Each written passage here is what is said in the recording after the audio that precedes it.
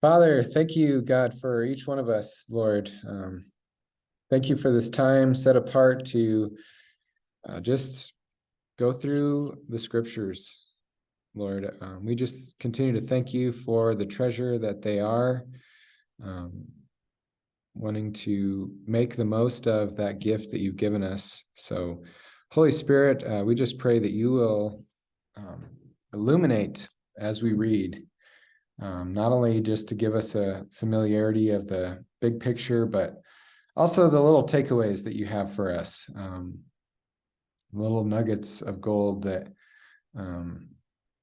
we can mine as we go through. Lord, I pray that as we do such a large chunk of reading over the next 3 hours, that it will in no way be overwhelming, but that you will just help us to notice what you want us to notice, and just receive everything that you want to give us today.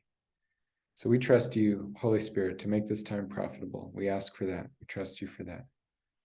Take authority over anything that would try to interfere, Lord.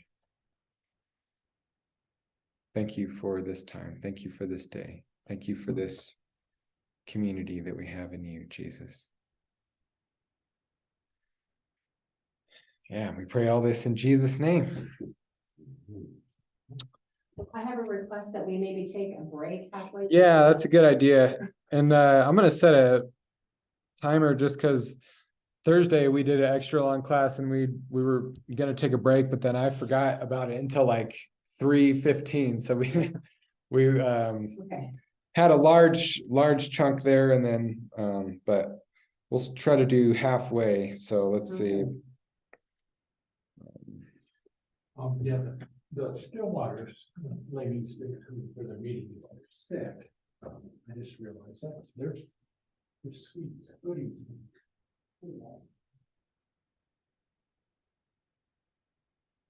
So that's what, about 2:30.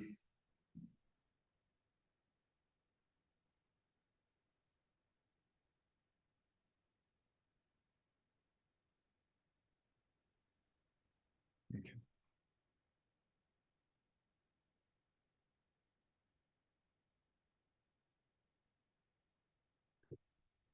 Start as soon as James gets back.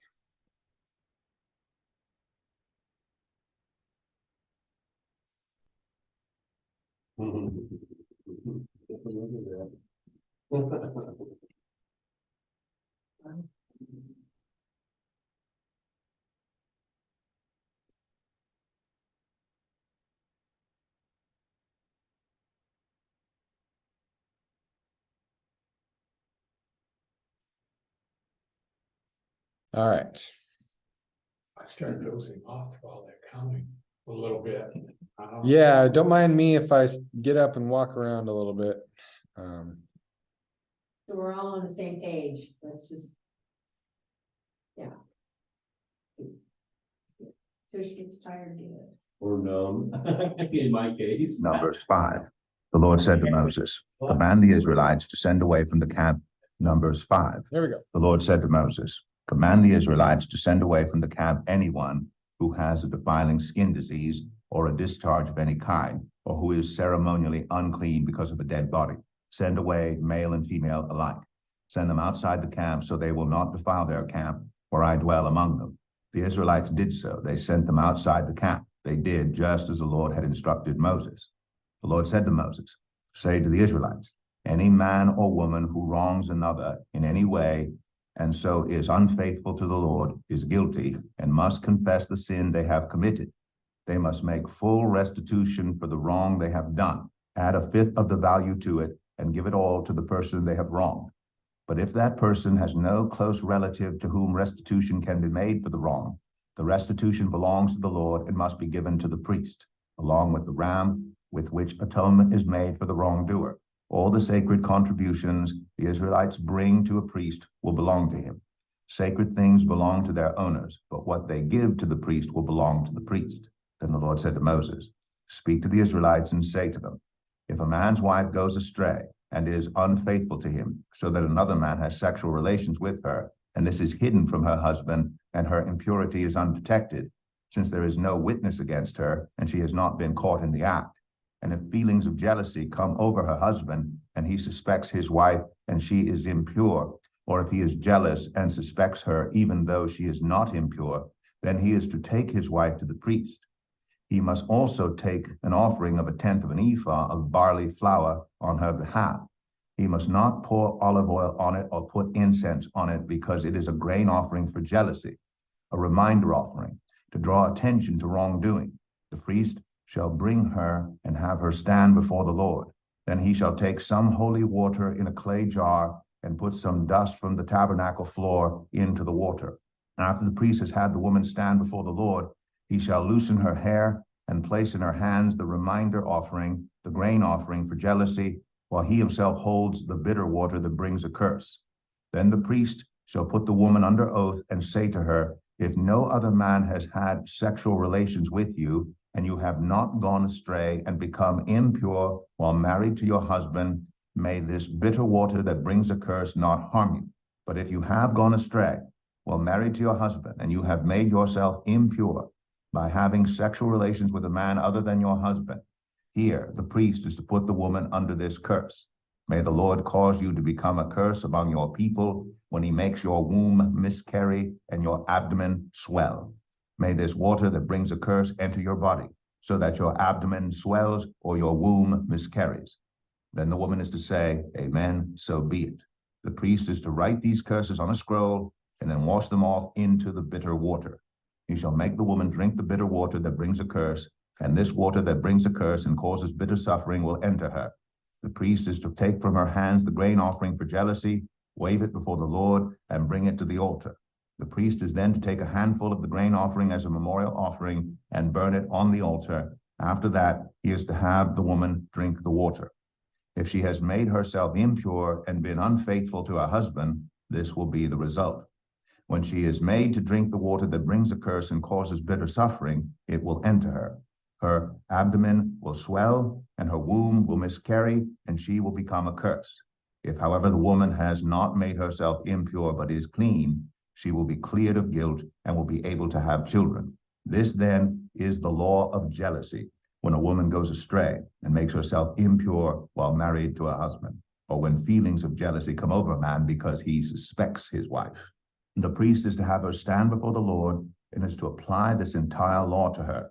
The husband will be innocent of any wrongdoing, but the woman will bear the consequences of her sin. Number 6, the Lord said to Moses, speak to the Israelites and say to them, if a man or woman wants to make a special vow, a vow of dedication to the Lord as a Nazirite, they must abstain from wine and other fermented drink, and must not drink vinegar made from wine or other fermented drink. They must not drink grape juice or eat grapes or raisins. As long as they remain under their Nazirite vow, they must not eat anything that comes from the grapevine, not even the seeds or skins. During the entire period of their Nazirite vow, no razor may be used on their head. They must be holy until the period of their dedication to the Lord is over. They must let their hair grow long. Throughout the period of their dedication to the Lord, the Nazirite must not go near a dead body.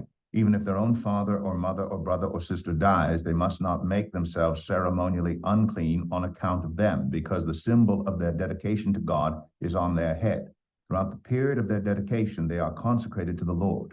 If someone dies suddenly in the Nazirite's presence, thus defiling the hair that symbolizes their dedication, they must shave their head on the 7th day, the day of their cleansing. Then on the 8th day, they must bring 2 doves or 2 young pigeons to the priest at the entrance to the tent of meeting. The priest is to offer one as a sin offering and the other as a burnt offering to make atonement for the Nazirite, because they sinned by being in the presence of the dead body. That same day, they are to consecrate their head again. They must rededicate themselves to the Lord for the same period of dedication and must bring a year-old male lamb as a guilt offering. The previous days do not count because they became defiled during their period of dedication. Now, this is the law of the Nazirite when the period of their dedication is over. They are to be brought to the entrance to the tent of meeting. There they are to present their offerings to the Lord, a year-old male lamb without defect for a burnt offering, a year-old ewe lamb without defect for a sin offering, a ram without defect for a fellowship offering. together with their grain offerings and drink offerings, and a basket of bread made with the finest flour and without yeast, thick loaves with olive oil mixed in, and thin loaves brushed with olive oil. The priest is to present all these before the Lord and make the sin offering and the burnt offering. He is to present the basket of unleavened bread and is to sacrifice the ram as a fellowship offering to the Lord, together with its grain offering and drink offering. Then at the entrance to the tent of meeting, the Nazirite must shave off the hair that symbolizes their dedication. They are to take the hair and put it in the fire that is under the sacrifice of the fellowship offering. After the Nazirite has shaved off the hair that symbolizes their dedication, the priest is to place in their hands a boiled shoulder of the ram, and one thick loaf and one thin loaf from the basket, both made without yeast. The priest shall then wave these before the Lord as a wave offering. They are holy and belong to the priest, together with the breast that was waved and the thigh that was presented. After that, the Nazirite may drink wine. This is the law of the Nazirite, who vows offerings to the Lord in accordance with their dedication, in addition to whatever else they can afford. They must fulfill the vows they have made according to the law of the Nazirite. The Lord said to Moses, "Tell Aaron and his sons, this is how you are to bless the Israelites. Say to them, the Lord bless you and keep you. The Lord make his face shine on you and be gracious to you. The Lord turn his face toward you and give you peace. So they will put my name on the Israelites, and I will bless them." Number 7. When Moses finished setting up the tabernacle, he anointed and consecrated it and all its furnishings. He also anointed and consecrated the altar and all its utensils. Then the leaders of Israel, the heads of families who were the tribal leaders in charge of those who were counted, made offerings. They brought as their gifts before the Lord 6 covered carts and 12 oxen, an ox from each leader and a cart from every 2. These they presented before the tabernacle. The Lord said to Moses, "Accept these from them, that they may be used in the work at the tent of meeting. Give them to the Levites as each man's work requires." So Moses took the carts and oxen and gave them to the Levites. He gave 2 carts and 4 oxen to the Gershonites as their work required, and he gave 4 carts and 8 oxen to the Merarites as their work required. They were all under the direction of Ithamar, son of Aaron, the priest. But Moses did not give any to the Kohathites, because they were to carry on their shoulders the holy things for which they were responsible. When the altar was anointed, the leaders brought their offerings for its dedication and presented them before the altar.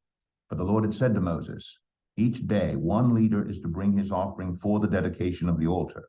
The one who brought his offering on the first day was Nahshon, son of Amminadab of the tribe of Judah. His offering was 1 silver plate weighing 130 shekels, and 1 silver sprinkling bowl weighing 70 shekels, both according to the sanctuary shekel, each filled with the finest flour mixed with olive oil as a grain offering. 1 gold dish weighing 10 shekels, filled with incense, 1 young bull, 1 ram, and 1 male lamb a year old for a burnt offering, 1 male goat for a sin offering, and 2 oxen, 5 rams, 5 male goats, and 5 male lambs a year old to be sacrificed as a fellowship offering. This was the offering of Nahshon, son of Amminadab. On the second day, Nethanel, son of Zuar, the leader of Issachar, brought his offering. The offering he brought was 1 silver plate weighing 130 shekels, and 1 silver sprinkling bowl weighing 70 shekels, both according to the sanctuary shekel, each filled with the finest flour mixed with olive oil as a grain offering. 1 gold dish weighing 10 shekels, filled with incense, 1 young bull, 1 ram, and 1 male lamb a year old for a burnt offering, 1 male goat for a sin offering, and 2 oxen, 5 rams, 5 male goats, and 5 male lambs a year old to be sacrificed as a fellowship offering. This was the offering of Nethanel, son of Zuar. On the third day, Eliab, son of Helon, the leader of the people of Zebulun, brought his offering. His offering was 1 silver plate weighing 130 shekels, and 1 silver sprinkling bowl weighing 70 shekels, both according to the sanctuary shekel, each filled with the finest flour mixed with olive oil as a grain offering. 1 gold dish weighing 10 shekels, filled with incense, 1 young bull, 1 ram, and 1 male lamb a year old for a burnt offering, one male goat for a sin offering, and 2 oxen, 5 rams, 5 male goats, and 5 male lambs a year old to be sacrificed as a fellowship offering. This was the offering of Eliab, son of Helon. On the 4th day, Eliezer, son of Shadur, the leader of the people of Reuben, brought his offering. His offering was 1 silver plate weighing 130 shekels, and 1 silver sprinkling bowl weighing 70 shekels, both according to the sanctuary shekel, each filled with the finest flour mixed with olive oil as a grain offering. 1 gold dish weighing 10 shekels filled with incense, 1 young bull, 1 ram, and 1 male lamb a year old for a burnt offering, 1 male goat for a sin offering, and 2 oxen, 5 rams, 5 male goats, and 5 male lambs a year old to be sacrificed as a fellowship offering. This was the offering of Eleazar, son of Shadur. On the 5th day, Shalumiel, son of Zerushadai, the leader of the people of Simeon, brought his offering. His offering was 1 silver plate weighing 130 shekels, and 1 silver sprinkling bowl weighing 70 shekels, both according to the sanctuary shekel, each filled with the finest flour mixed with olive oil as a grain offering. 1 gold dish weighing 10 shekels filled with incense, 1 young bull, 1 ram, and 1 male lamb a year old for a burnt offering, 1 male goat for a sin offering, and 2 oxen, 5 rams, 5 male goats, and 5 male lambs a year old to be sacrificed as a fellowship offering. This was the offering of Shalumiel, son of Zerushadai. On the 6th day, Eliasaph, son of Duel, the leader of the people of Gad, brought his offering. His offering was 1 silver plate weighing 130 shekels, and 1 silver sprinkling bowl weighing 70 shekels, both according to the sanctuary shekel, each filled with the finest flour mixed with olive oil as a grain offering. 1 gold dish weighing 10 shekels filled with incense, 1 young bull, 1 ram, and 1 male lamb a year old for a burnt offering, 1 male goat for a sin offering, and 2 oxen, 5 rams, 5 male goats, and 5 male lambs a year old to be sacrificed as a fellowship offering. This was the offering of Eliasaph, son of Duel. On the 7th day, Elishama, son of Ammihud, the leader of the people of Ephraim, brought his offering. His offering was 1 silver plate weighing 130 shekels, and 1 silver sprinkling bowl weighing 70 shekels, both according to the sanctuary shekel, each filled with the finest flour mixed with olive oil as a grain offering.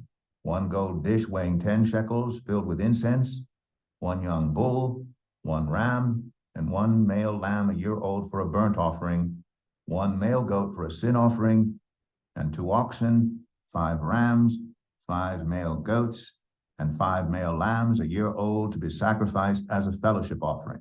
This was the offering of Elishama, son of Ammihud. On the 8th day, Gamaliel, son of Pedazur, the leader of the people of Manasseh, brought his offering. His offering was 1 silver plate weighing 130 shekels, and 1 silver sprinkling bowl weighing 70 shekels, both according to the sanctuary shekel, each filled with the finest flour mixed with olive oil as a grain offering. 1 gold dish weighing 10 shekels filled with incense, 1 young bull, 1 ram, and 1 male lamb a year old for a burnt offering, 1 male goat for a sin offering, and 2 oxen, 5 rams, 5 male goats, and 5 male lambs a year old to be sacrificed as a fellowship offering. This was the offering of Gamaliel, son of Pedazur. On the 9th day, Abidan, son of Gideoni, the leader of the people of Benjamin, brought his offering.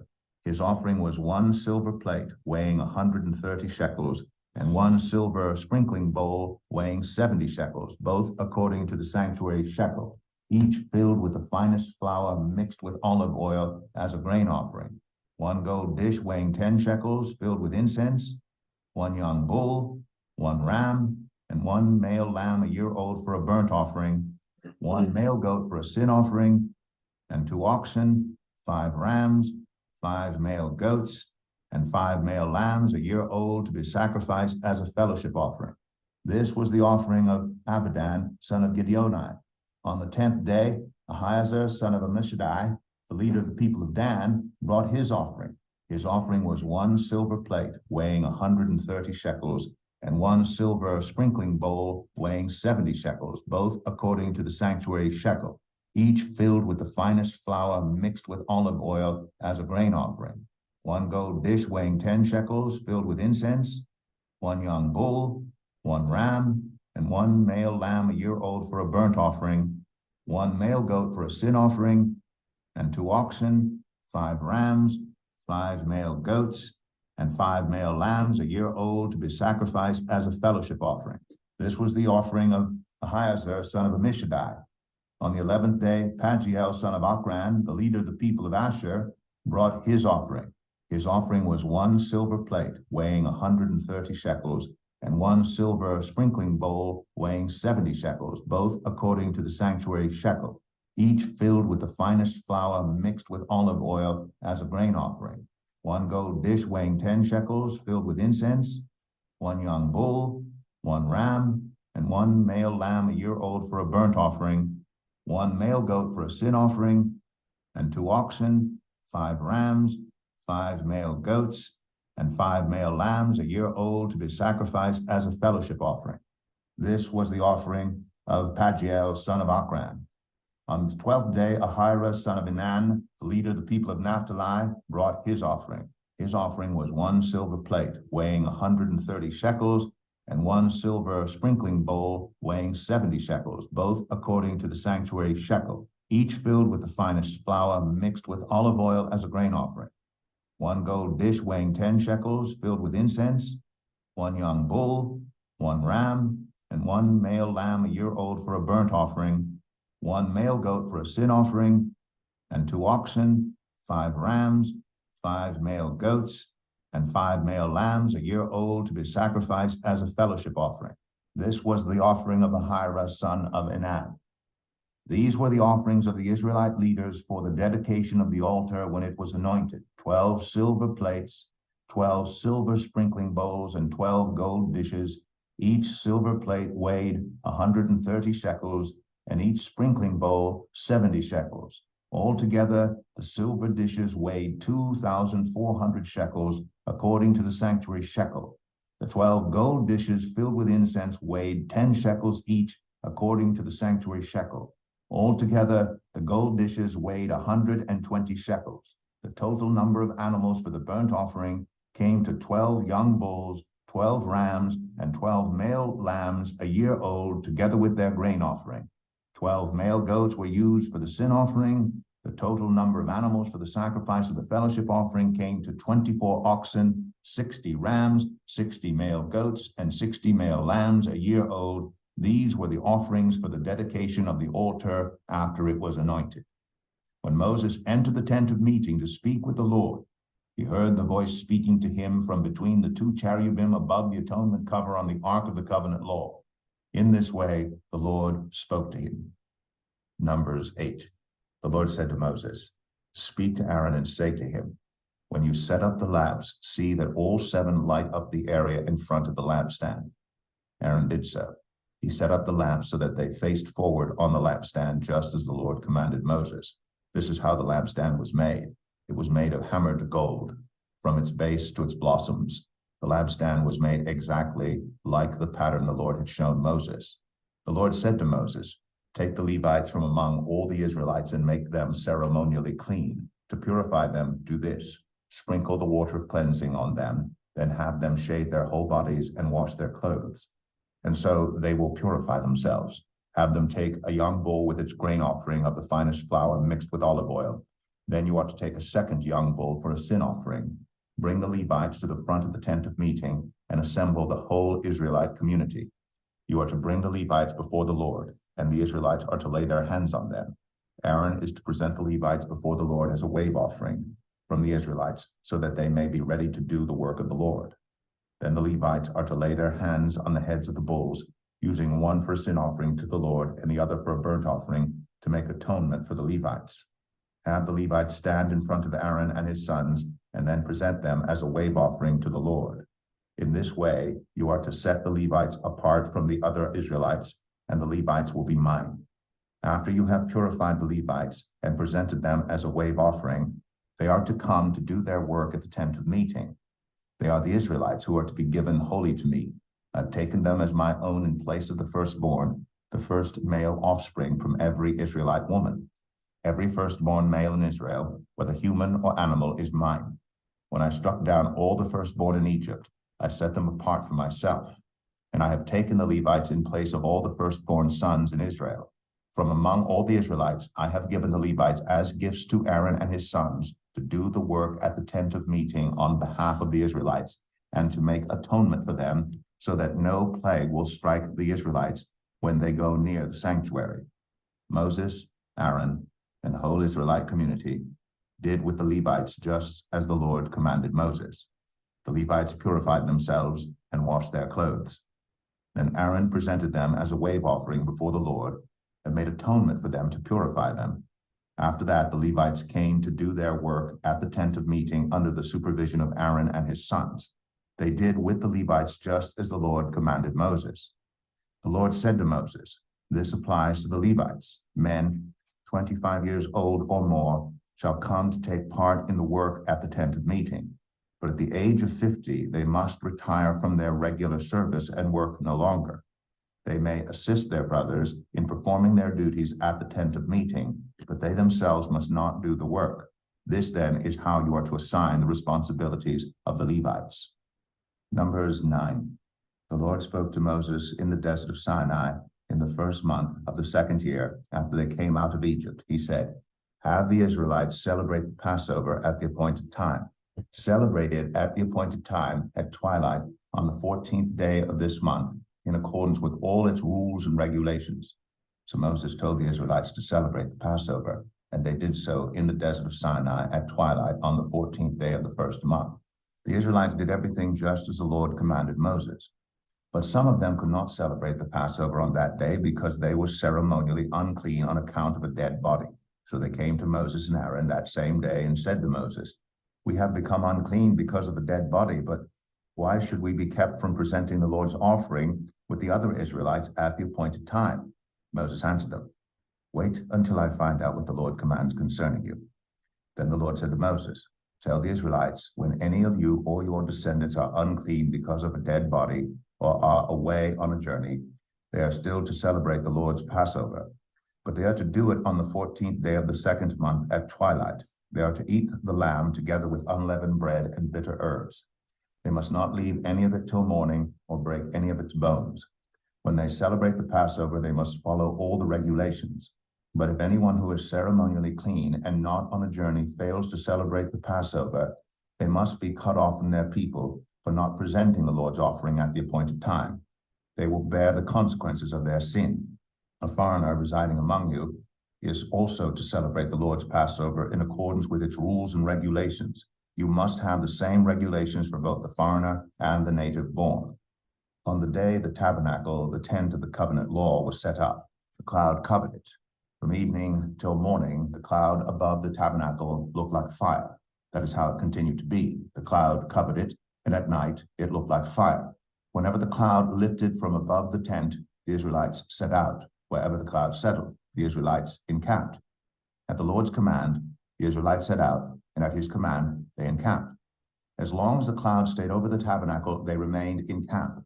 When the cloud remained over the tabernacle a long time, the Israelites obeyed the Lord's order and did not set out. Sometimes the cloud was over the tabernacle only a few days. At the Lord's command, they would encamp, and then at his command, they would set out. Sometimes the cloud stayed only from evening till morning, and when it lifted in the morning, they set out, whether by day or by night. Whenever the cloud lifted, they set out. Whether the cloud stayed over the tabernacle for 2 days, or a month, or a year, the Israelites would remain in camp and not set out. But when it lifted, they would set out. At the Lord's command, they encamped. And at the Lord's command, they set out. They obeyed the Lord's order in accordance with his command through Moses. Numbers 10. The Lord said to Moses, "Make 2 trumpets of hammered silver and use them for calling the community together and for having the camp set out. When both are sounded, the whole community is to assemble before you at the entrance to the tent of meeting. If only one is sounded, the leaders, the heads of the clans of Israel, are to assemble before you. When a trumpet blast is sounded, The tribes camping on the east are to set out. At the sounding of a second blast, the camps on the south are to set out. The blast will be the signal for setting out. To gather the assembly, blow the trumpets, but not with the signal for setting out. The sons of Aaron, the priests, are to blow the trumpets. This is to be a lasting ordinance for you and the generations to come. When you go into battle in your own land against an enemy who is oppressing you, sound a blast on the trumpets. Then you will be remembered by the Lord your God and rescued from your enemies. Also at your times of rejoicing, your appointed festivals and new moon feasts, you are to sound the trumpets over your burnt offerings and fellowship offerings, and they will be a memorial for you before your God. I am the Lord your God. On the 20th day of the second month of the second year, the cloud lifted from above the tabernacle of the covenant law. Then the Israelites set out from the desert of Sinai and traveled from place to place until the cloud came to rest in the desert of Paran. They set out this first time at the Lord's command through Moses. The divisions of the camp of Judah went first under their standard. Nahshon, son of Amminadab, was in command. Nethanel, son of Zuar, was over the division of the tribe of Issachar, and Eliab, son of Elon, was over the division of the tribe of Zebulun. Then the tabernacle was taken down, and the Gershonites and Merarites who carried it set out. The divisions of the camp of Reuben went next under their standard. Elizur, son of Shedeur, was in command. Shelumiel, son of Zerushadai, was over the division of the tribe of Simeon, and Eliasaph, son of Duel, was over the division of the tribe of Gad. Then the Kohathites set out, carrying the holy things. The tabernacle was to be set up before they arrived. The divisions of the camp of Ephraim went next, under their standard. Elishama, son of Ammihud, was in command. Gamaliel, son of Pedazur, was over the division of the tribe of Manasseh.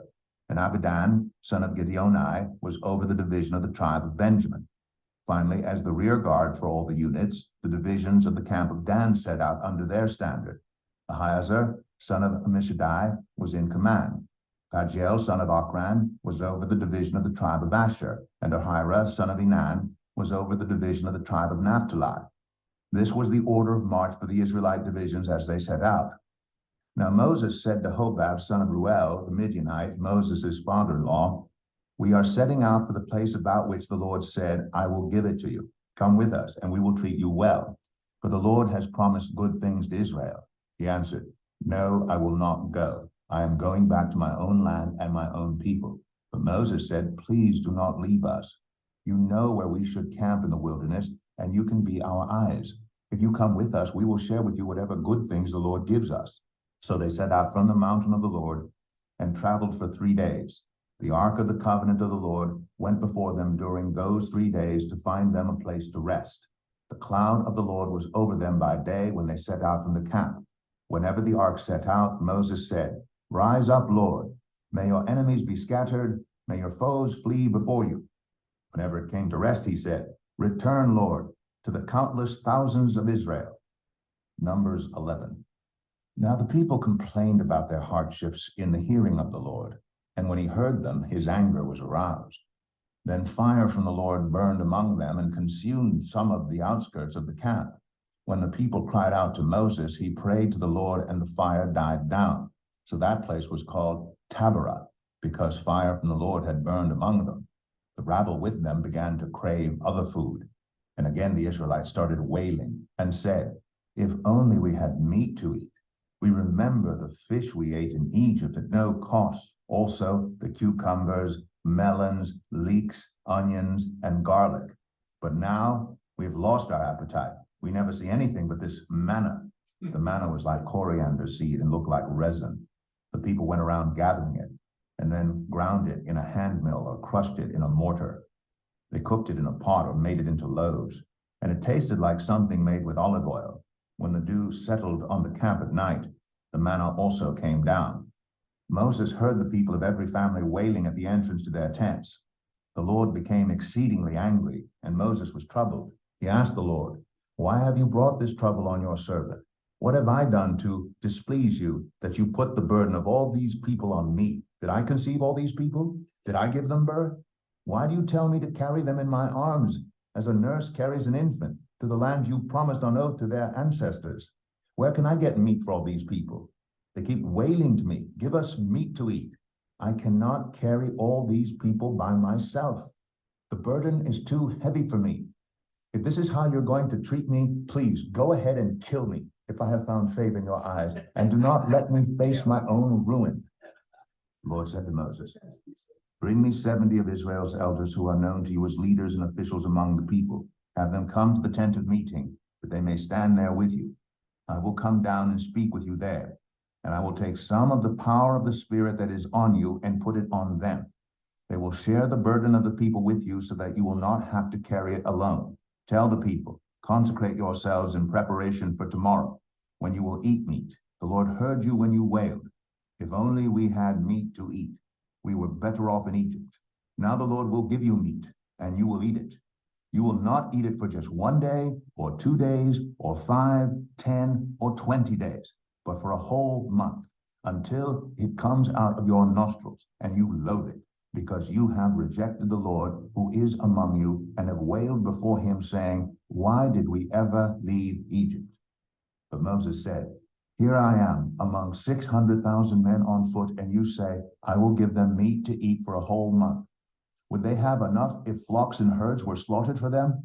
Would they have enough if all the fish in the sea were caught for them? The Lord answered Moses, is the Lord's arm too short? Now you will see whether or not what I say will come true for you. So Moses went out and told the people what the Lord had said. He brought together 70 of their elders and had them stand around the tent. Then the Lord came down in the cloud and spoke with him, and he took some of the power of the Spirit that was on him and put it on the 70 elders. When the Spirit rested on them, they prophesied, but did not do so again. However, 2 men whose names were Eldad and Medad had remained in the camp. They were listed among the elders, but did not go out to the tent. Yet the Spirit also rested on them, and they prophesied in the camp. A young man ran and told Moses, Eldad and Medad are prophesying in the camp. Joshua, son of Nun, who had been Moses' aide since youth, spoke up and said, Moses, my Lord, stop them. But Moses replied, are you jealous for my sake? I wish that all the Lord's people were prophets, and that the Lord would put his Spirit on them. Then Moses and the elders of Israel returned to the camp. Now a wind went out from the Lord and drove quail in from the sea. It scattered them up to 2 cubits deep all around the camp, as far as a day's walk in any direction. All that day and night, and all the next day, the people went out and gathered quail. No one gathered less than 10 homers. Then they spread them out all around the camp. But while the meat was still between their teeth and before it could be consumed, the anger of the Lord burned against the people, and he struck them with a severe plague. Therefore the place was named Kibroth Hattaavah, because there they buried the people who had craved other food.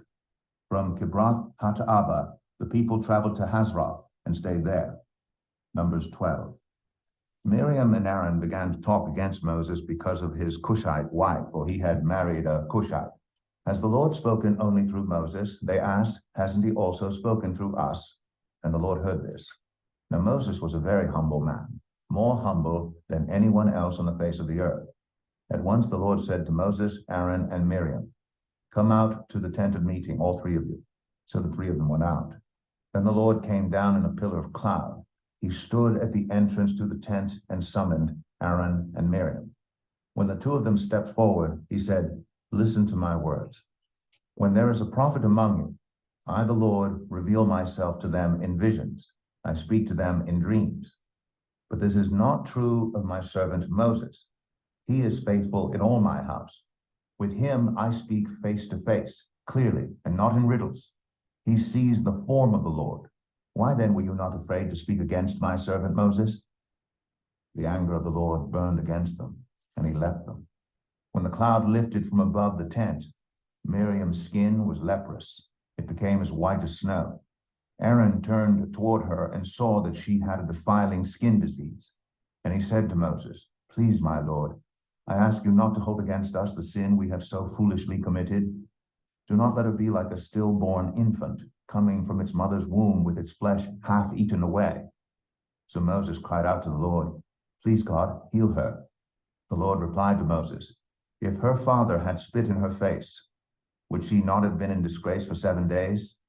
Confine her outside the camp for 7 days. After that, she can be brought back. So Miriam was confined outside the camp for 7 days, and the people did not move on till she was brought back. After that, the people left for Hazeroth and encamped in the desert of Paran. Numbers 13, the Lord said to Moses, send some men to explore the land of Canaan, which I am giving to the Israelites. From each ancestral tribe send one of its leaders. So at the Lord's command, Moses sent them out from the desert of Paran. All of them were leaders of the Israelites. These are their names. From the tribe of Reuben, Shammua, son of Zakur. From the tribe of Simeon, Shaphat, son of Ori. From the tribe of Judah, Caleb, son of Jephunneh. From the tribe of Issachar, Igal, son of Joseph. From the tribe of Ephraim, Hoshea, son of Nun. From the tribe of Benjamin, Paltai, son of Raphu.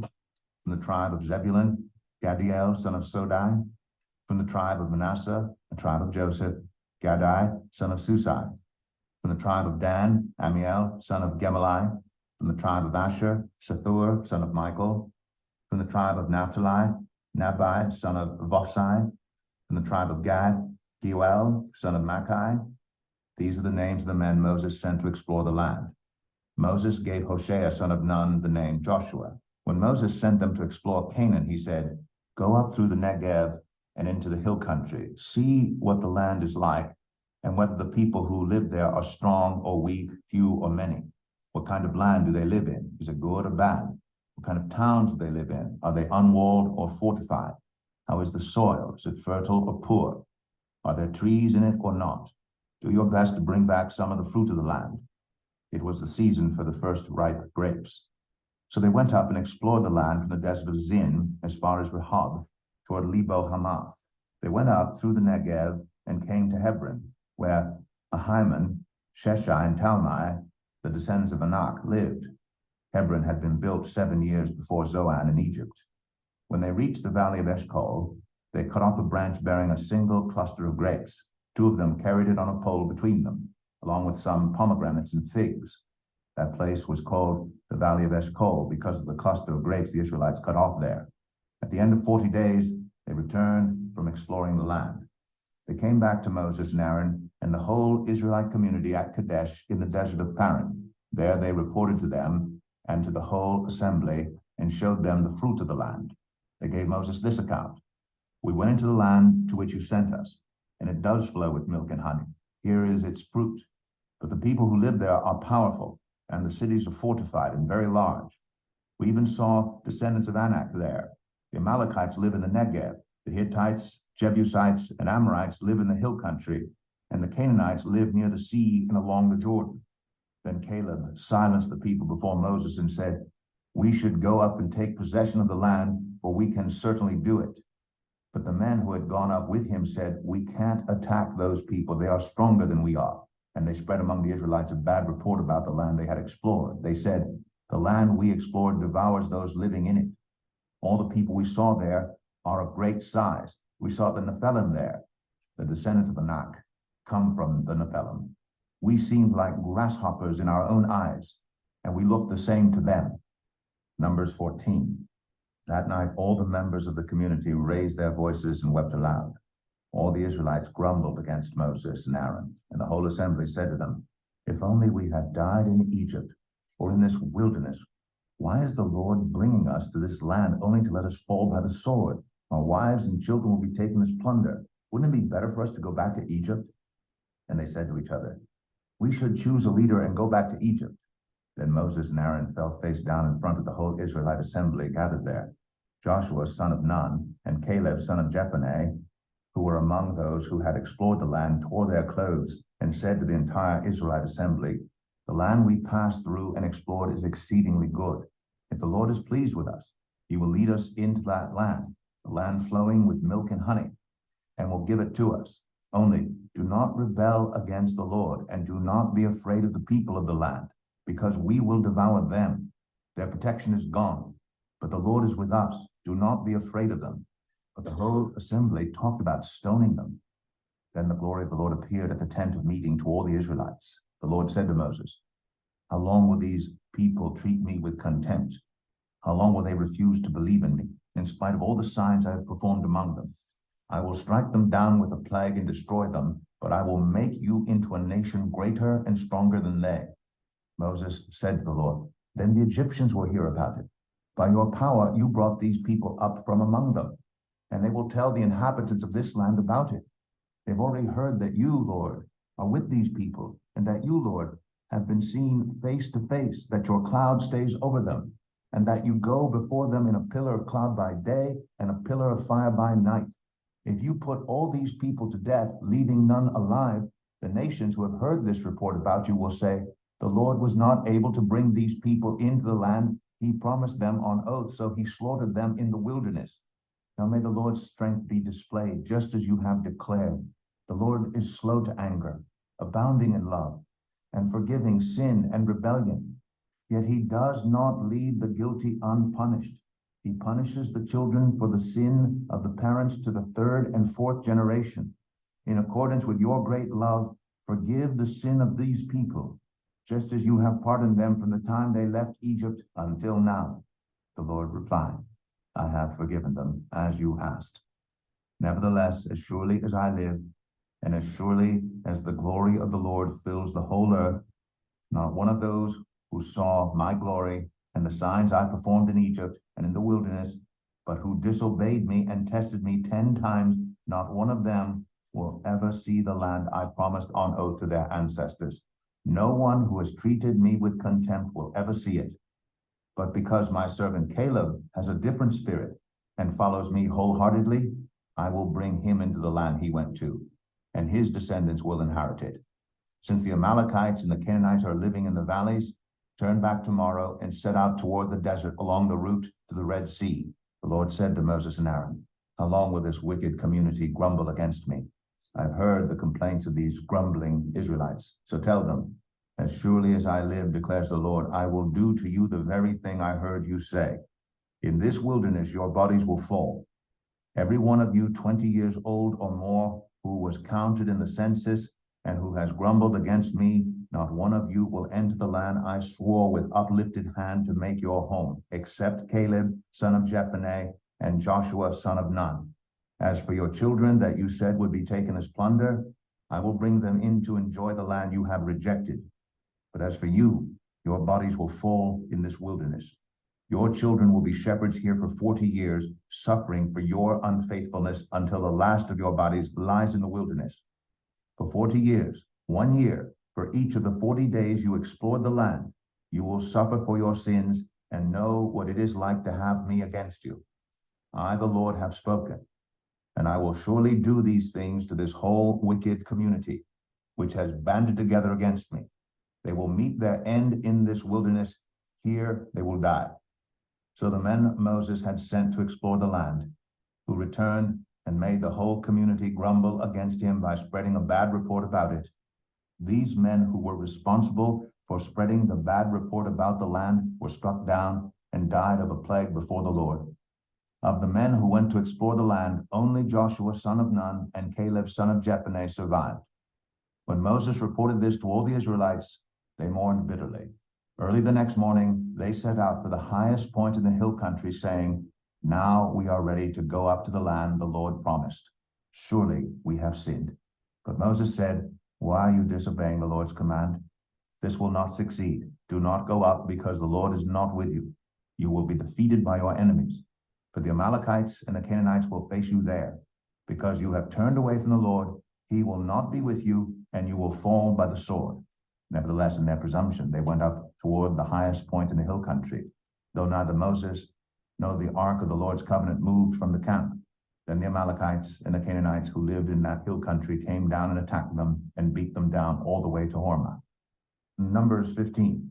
The Lord said to Moses, speak to the Israelites and say to them, after you enter the land I am giving you as a home, and you present to the Lord food offerings from the herd or the flock, as an aroma pleasing to the Lord, whether burnt offerings or sacrifices, for special vows or freewill offerings or festival offerings, then the person who brings an offering shall present to the Lord a grain offering of 1/10 of an ephah of the finest flour mixed with 1/4 of a hin of olive oil. With each lamb for the burnt offering or the sacrifice, prepare 1/4 of a hin of wine as a drink offering. With the ram, prepare a grain offering of 2/10 of an ephah of the finest flour mixed with 1/3 of a hin of olive oil and 1/3 of a hin of wine as a drink offering. Offer it as an aroma pleasing to the Lord. When you prepare a young bull as a burnt offering or sacrifice for a special vow or a fellowship offering to the Lord, bring with the bull a grain offering of 3/10 of an ephah of the finest flour mixed with 1/2 a hin of olive oil, and also bring 1/2 a hin of wine as a drink offering. This will be a food offering, an aroma pleasing to the Lord. Each bull or ram, each lamb or young goat is to be prepared in this manner. Do this for each one, for as many as you prepare. Everyone who is native born must do these things in this way when they present a food offering as an aroma pleasing to the Lord. For the generations to come, whenever a foreigner or anyone else living among you presents a food offering as an aroma pleasing to the Lord, they must do exactly as you do. The community is to have the same rules for you and for the foreigner residing among you. This is a lasting ordinance for the generations to come. You and the foreigner shall be the same before the Lord. The same laws and regulations will apply both to you and to the foreigner residing among you. The Lord said to Moses, "Speak to the Israelites and say to them, when you enter the land to which I am taking you, and you eat the food of the land, present a portion as an offering to the Lord. Present a loaf from the first of your ground meal, and present it as an offering from the threshing floor. Throughout the generations to come, you are to give this offering to the Lord from the first of your ground meal.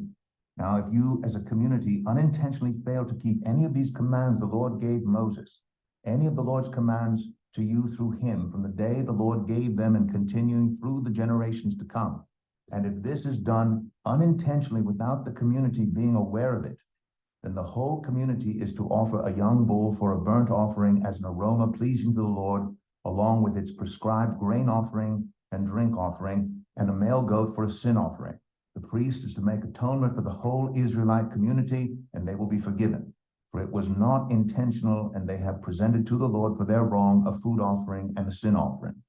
The whole Israelite community and the foreigners residing among them will be forgiven, because all the people were involved in the unintentional wrong. But if just one person sins unintentionally, that person must bring a year-old female goat for a sin offering. The priest is to make atonement before the Lord for the one who erred by sinning unintentionally. And when atonement has been made, that person will be forgiven. One and the same law applies to everyone who sins unintentionally, whether a native-born Israelite or a foreigner residing among you.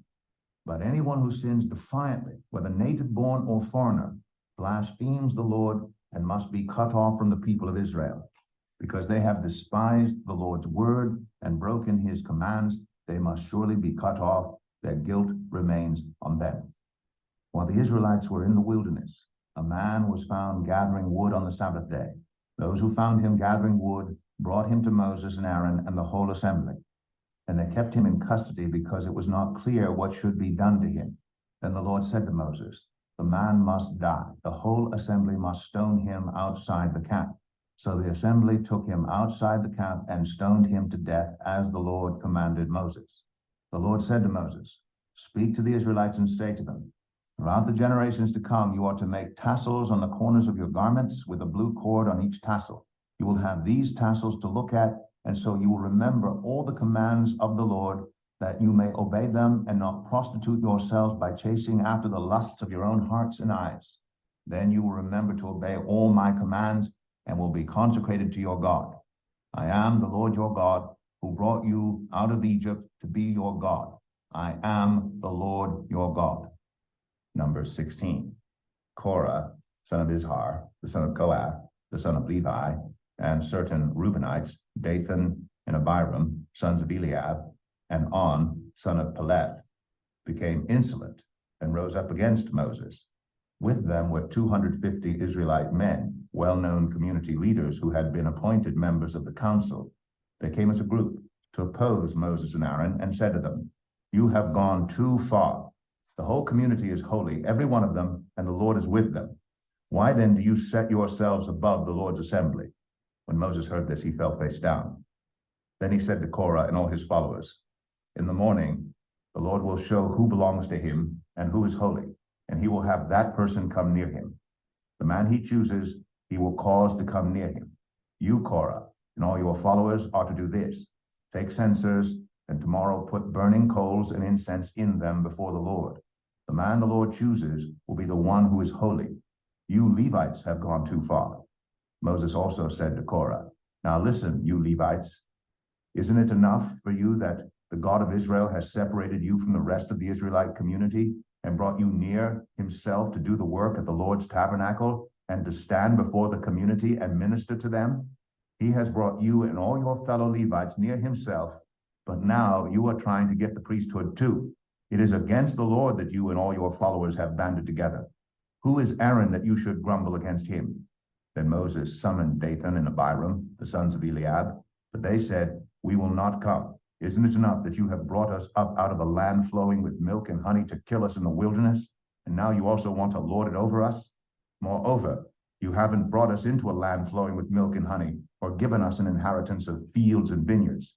Do you want to treat these men like slaves? No, we will not come. Then Moses became very angry and said to the Lord, do not accept their offering. I have not taken so much as a donkey from them, nor have I wronged any of them. Moses said to Korah, you and all your followers are to appear before the Lord tomorrow, you and they and Aaron. Each man is to take his censer and put incense in it, 250 censers in all, and present it before the Lord. You and Aaron are to present your censers also. So each of them took his censer, put burning coals and incense in it, and stood with Moses and Aaron at the entrance to the tent of meeting. When Korah had gathered all his followers in opposition to them at the entrance to the tent of meeting, the glory of the Lord appeared to the entire assembly. The Lord said to Moses and Aaron, separate yourselves from this assembly so I can put an end to them at once. But Moses and Aaron fell face down and cried out, O God, the God who gives breath to all living things, will you be angry with the entire assembly when only one man sins? Then the Lord said to Moses, say to the assembly, move away from the tents of Korah, Dathan, and Abiram. Moses got up and went to Dathan and Abiram, and the elders of Israel followed him. He warned the assembly, move back from the tents of these wicked men. Do not touch anything belonging to them, or you will be swept away because of all their sins. So they moved away from the tents of Korah, Dathan, and Abiram. Dathan and Abiram had come out and were standing with their wives, children, and little ones at the entrances to their tents. Then Moses said, this is how you will know that the Lord has sent me to do all these things and that it was not my idea. If these men die a natural death and suffer the fate of all mankind, then the Lord has not sent me. But if the Lord brings about something totally new, and the earth opens its mouth and swallows them with everything that belongs to them, and they go down alive into the realm of the dead, then you will know that these men have treated the Lord with contempt. As soon as he finished saying all this, the ground under them split apart, and the earth opened its mouth and swallowed them, and their households, and all those associated with Korah, together with their possessions. They went down alive into the realm of the dead, with everything they owned. The earth closed over them, and they perished, and were gone from the community. At their cries, all the Israelites around them fled, shouting, the earth is going to swallow us too. And fire came out from the Lord and consumed the 250 men who were offering the incense. The Lord said to Moses, tell Eleazar, son of Aaron, the priest, to remove the censers from the charred remains and scatter the coals some distance away, for the censers are holy, the censers of the men who sinned at the cost of their lives. Hammer the censers into sheets to overlay the altar, for they were presented before the Lord and have become holy. Let them be a sign to the Israelites. So Eleazar the priest collected the bronze censers brought by those who had been burned to death, and he had them hammered out to overlay the altar, as the Lord directed him through Moses. This was to remind the Israelites that no one except a descendant of Aaron should come to burn incense before the Lord, or he would become like Korah and his followers. The next day, the whole Israelite community grumbled against Moses and Aaron. You have killed the Lord's people, they said. But when the assembly gathered in opposition to Moses and Aaron and turned toward the tent of meeting, suddenly the cloud covered it, and the glory of the Lord appeared. Then Moses and Aaron went to the front of the tent of meeting, and the Lord said to Moses, get away from this assembly so I can put an end to them at once. And they fell face down. Then Moses said to Aaron, take your censer and put incense in it, along with burning coals from the altar, and hurry to the assembly to make atonement for them. Wrath has come out from the Lord, the plague has started. So Aaron did as Moses said, and ran into the midst of the assembly. The plague had already started among the people, but Aaron offered the incense and made atonement for them. He stood between the living and the dead, and the plague stopped. But 14,700 people died from the plague, in addition to those who had died because of Korah. Then Aaron returned to Moses at the entrance to the tent of meeting, for the plague had stopped. Number 17. The Lord said to Moses, "Speak to the Israelites, and get 12 staffs from them, one from the leader of each of their ancestral tribes. Write the name of each man on his staff. On the staff of Levi, write Aaron's name. For there must be one staff for the head of each ancestral tribe. Place them in the tent of meeting in front of the ark of the covenant law, where I meet with you.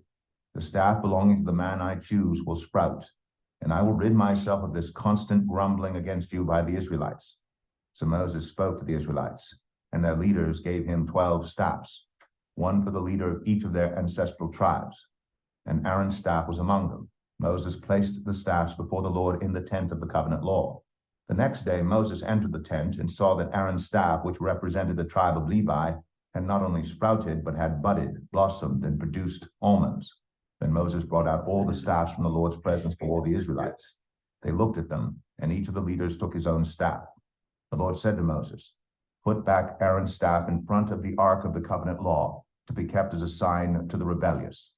This will put an end to their grumbling against me, so that they will not die." Moses did just as the Lord commanded him.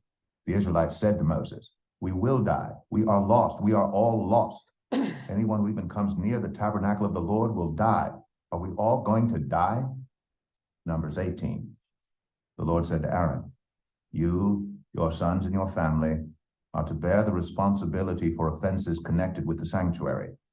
And you and your sons alone are to bear the responsibility for offenses connected with the priesthood. Bring your fellow Levites from your ancestral tribe to join you and assist you when you and your sons minister before the tent of the covenant law. They are to be responsible to you and are to perform all the duties of the tent, but they must not go near the furnishings of the sanctuary or the altar. Otherwise, both they and you will die. They are to join you and be responsible for the care of the tent of meeting, all the work at the tent, and no one else may come near where you are. You are to be responsible for the care of the sanctuary and the altar, so that my wrath will not fall on the Israelites again. I myself have selected your fellow Levites from among the Israelites as a gift to you, dedicated to the Lord to do the work at the tent of meeting. But only you and your sons may serve as priests in connection with everything at the altar and inside the curtain. I am giving you the service of the priesthood as a gift. Anyone else who comes near the sanctuary is to be put to death." Then the Lord said to Aaron, "I myself have put you in charge of the offerings presented to me. All the holy offerings the Israelites give me, I give to you and your sons as your portion, your perpetual share. You are to have the part of the most holy offerings that is kept from the fire. From all the gifts they bring me as most holy offerings, whether grain or sin or guilt offerings, that part belongs to you and your sons. Eat it as something most holy. Every male shall eat it. You must regard it as holy. This also is yours. Whatever is set aside from the gifts of all the wave offerings of the Israelites, I give this to you and your sons and daughters as your perpetual share. Everyone in your household who is ceremonially clean may eat it. I give you all the finest olive oil and all the finest new wine and grain they give the Lord as the first fruits of their harvest. All the land's first fruits that they bring to the Lord will be yours. Everyone in your household who is ceremonially clean may eat it. Everything in Israel that is devoted to the Lord is yours. The first offspring of every womb, both human and animal, that is offered to the Lord is yours. But you must redeem every firstborn son and every firstborn male of unclean animals. When they are a month old, you must redeem them at the redemption price set at 5 shekels of silver, according to the sanctuary shekel, which weighs 20 gerahs. But you must not redeem the firstborn of a cow, a sheep, or a goat. They are holy. Splash their blood against the altar and burn their fat as a food offering, an aroma pleasing to the Lord. Their meat is to be yours, just as the breast of the wave offering and the right thigh are yours. Whatever is set aside from the holy offerings the Israelites present to the Lord, I give to you and your sons and daughters as your perpetual share. It is an everlasting covenant of salt before the Lord for both you and your offspring." The Lord said to Aaron, You will have no inheritance in their land, nor will you have any share among them. I am your share and your inheritance among the Israelites. I give to the Levites all the tithes in Israel as their inheritance in return for the work they do while serving at the tent of meeting. From now on, the Israelites must not go near the tent of meeting, or they will bear the consequences of their sin and will die. It is the Levites who are to do the work at the tent of meeting and bear the responsibility for any offenses they commit against it. This is a lasting ordinance for the generations to come. They will receive no inheritance among the Israelites. Instead, I give to the Levites as their inheritance the tithes that the Israelites present as an offering to the Lord. That is why I said concerning them, they will have no inheritance among the Israelites. The Lord said to Moses, speak to the Levites and say to them, when you receive from the Israelites the tithe I give you as your inheritance, you must present a tenth of that tithe as the Lord's offering. Your offering will be reckoned to you as grain from the threshing floor or juice from the winepress. In this way, you also will present an offering to the Lord from all the tithes you receive from the Israelites. From these tithes, you must give the Lord's portion to Aaron the priest. You must present as the Lord's portion the best and holiest part of everything given to you. Say to the Levites, when you present the best part, it will be reckoned to you as the product of the threshing floor or the winepress. You and your households may eat the rest of it anywhere, for it is your wages for your work at the tent of meeting. By presenting the best part of it, you will not be guilty in this matter. Then you will not defile the holy offerings of the Israelites, and you will not die. Numbers 19. The Lord said to Moses and Aaron, this is a requirement of the law that the Lord has commanded. Tell the Israelites to bring you a red heifer without defect or blemish, and that has never been under a yoke. Give it to Eleazar the priest. It is to be taken outside the camp and slaughtered in his presence. Then Eleazar the priest is to take some of its blood on his finger and sprinkle it 7 times toward the front of the tent of meeting. While he watches, the heifer is to be burned, its hide, flesh, blood, and intestines. The priest is to take some cedar wood, hyssop, and scarlet wool, and throw them onto the burning heifer. After that, the priest must wash his clothes and bathe himself with water. He may then come into the camp, but he will be ceremonially unclean till evening. The man who burns it must also wash his clothes and bathe with water, and he too will be unclean till evening. A man who is clean shall gather up the ashes of the heifer and put them in a ceremonially clean place outside the camp. They are to be kept by the Israelite community for use in the water of cleansing. It is for purification from sin. The man who gathers up the ashes of the heifer must also wash his clothes, and he too will be unclean till evening. This will be a lasting ordinance both for the Israelites and for the foreigners residing among them. Whoever touches a human corpse will be unclean for 7 days. They must purify themselves with the water on the 3rd day, and on the 7th day, then they will be clean. But if they do not purify themselves on the 3rd and 7th days, they will not be clean. If they fail to purify themselves after touching a human corpse, they defile the Lord's tabernacle. They must be cut off from Israel. Because the water of cleansing has not been sprinkled on them, they are unclean. Their uncleanness remains on them. This is the law that applies when a person dies in a tent. Anyone who enters the tent and anyone who is in it will be unclean for 7 days. And every open container without a lid fastened on it will be unclean. Anyone out in the open who touches someone who has been killed with a sword, or someone who has died a natural death, or anyone who touches a human bone or a grave will be unclean for 7 days. For the unclean person, put some ashes from the burned purification offering into a jar and pour fresh water over them. Then a man who is ceremonially clean is to take some hyssop, dip it in the water, and sprinkle the tent and all the furnishings and the people who were there. He must also sprinkle anyone who has touched a human bone or a grave, or anyone who has been killed, or anyone who has died a natural death. The man who is clean is to sprinkle those who are unclean on the 3rd and 7th days. And on the 7th day, he is to purify them. Those who are being cleansed must wash their clothes and bathe with water, and that evening they will be clean. But if those who are unclean do not purify themselves, they must be cut off from the community because they have defiled the sanctuary of the Lord. The water of cleansing has not been sprinkled on them, and they are unclean. This is a lasting ordinance for them. The man who sprinkles the water of cleansing must also wash his clothes, and anyone who touches the water of cleansing will be unclean till evening. Anything that an unclean person touches becomes unclean, and anyone who touches it becomes unclean till evening. Numbers 20. In the first month, the whole Israelite community arrived at the desert of Zin, and they stayed at Kadesh. There, Miriam died and was buried. Now there was no water for the community, and the people gathered in opposition to Moses and Aaron. They quarreled with Moses and said, "If only we had died when our brothers fell dead before the Lord. Why did you bring the Lord's community into this wilderness, that we and our livestock should die here? Why did you bring us up out of Egypt to this terrible place? It has no grain or figs, grapevines or pomegranates, and there's no water to drink." Moses and Aaron went from the assembly to the entrance to the tent of meeting and fell face down, and the glory of the Lord appeared to them. The Lord said to Moses, "Take the staff, and you and your brother Aaron gather the assembly together. Speak to that rock before their eyes, and it will pour out its water. You will bring water out of the rock for the community, so they and their livestock can drink." So Moses took the staff from the Lord's presence, just as he commanded him. He and Aaron gathered the assembly together in front of the rock, and Moses said to them, "Listen, you rebels, must we bring you water out of this rock?" Then Moses raised his arm and struck the rock twice with his staff. Water gushed out, and the community and their livestock drank. But the Lord said to Moses and Aaron, "Because you did not trust in me enough to honor me as holy in the sight of the Israelites, you will not bring this community into the land I give them." These were the waters of Meribah, where the Israelites quarreled with the Lord, and where he was proved holy among them.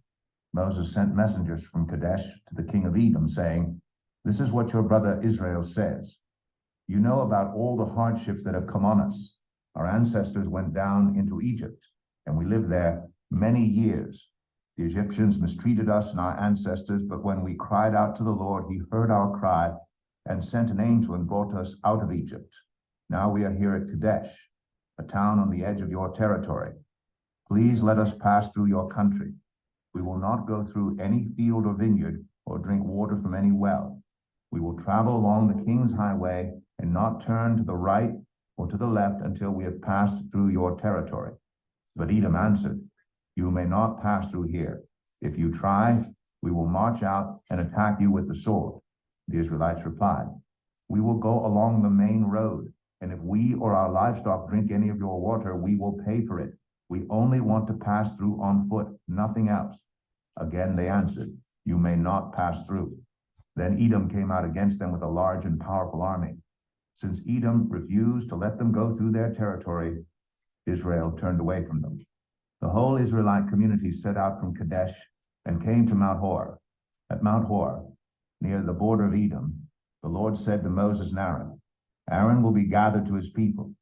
He will not enter the land I give the Israelites because both of you rebelled against my command at the waters of Meribah. Get Aaron and his son Eleazar and take them up Mount Hor. Remove Aaron's garments and put them on his son Eleazar, for Aaron will be gathered to his people. He will die there."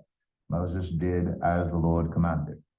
They went up Mount Hor in the sight of the whole community. Moses removed Aaron's garments and put them on his son Eleazar, and Aaron died there on top of the mountain. Then Moses and Eleazar came down from the mountain. And when the whole community learned that Aaron had died, all the Israelites mourned for him 30 days. Numbers 21. When the Canaanite king of Arad, who lived in the Negev, heard that Israel was coming along the road to Atharim, he attacked the Israelites and captured some of them. Then Israel made this vow to the Lord: "If you will deliver these people into our hands, we will totally destroy their cities."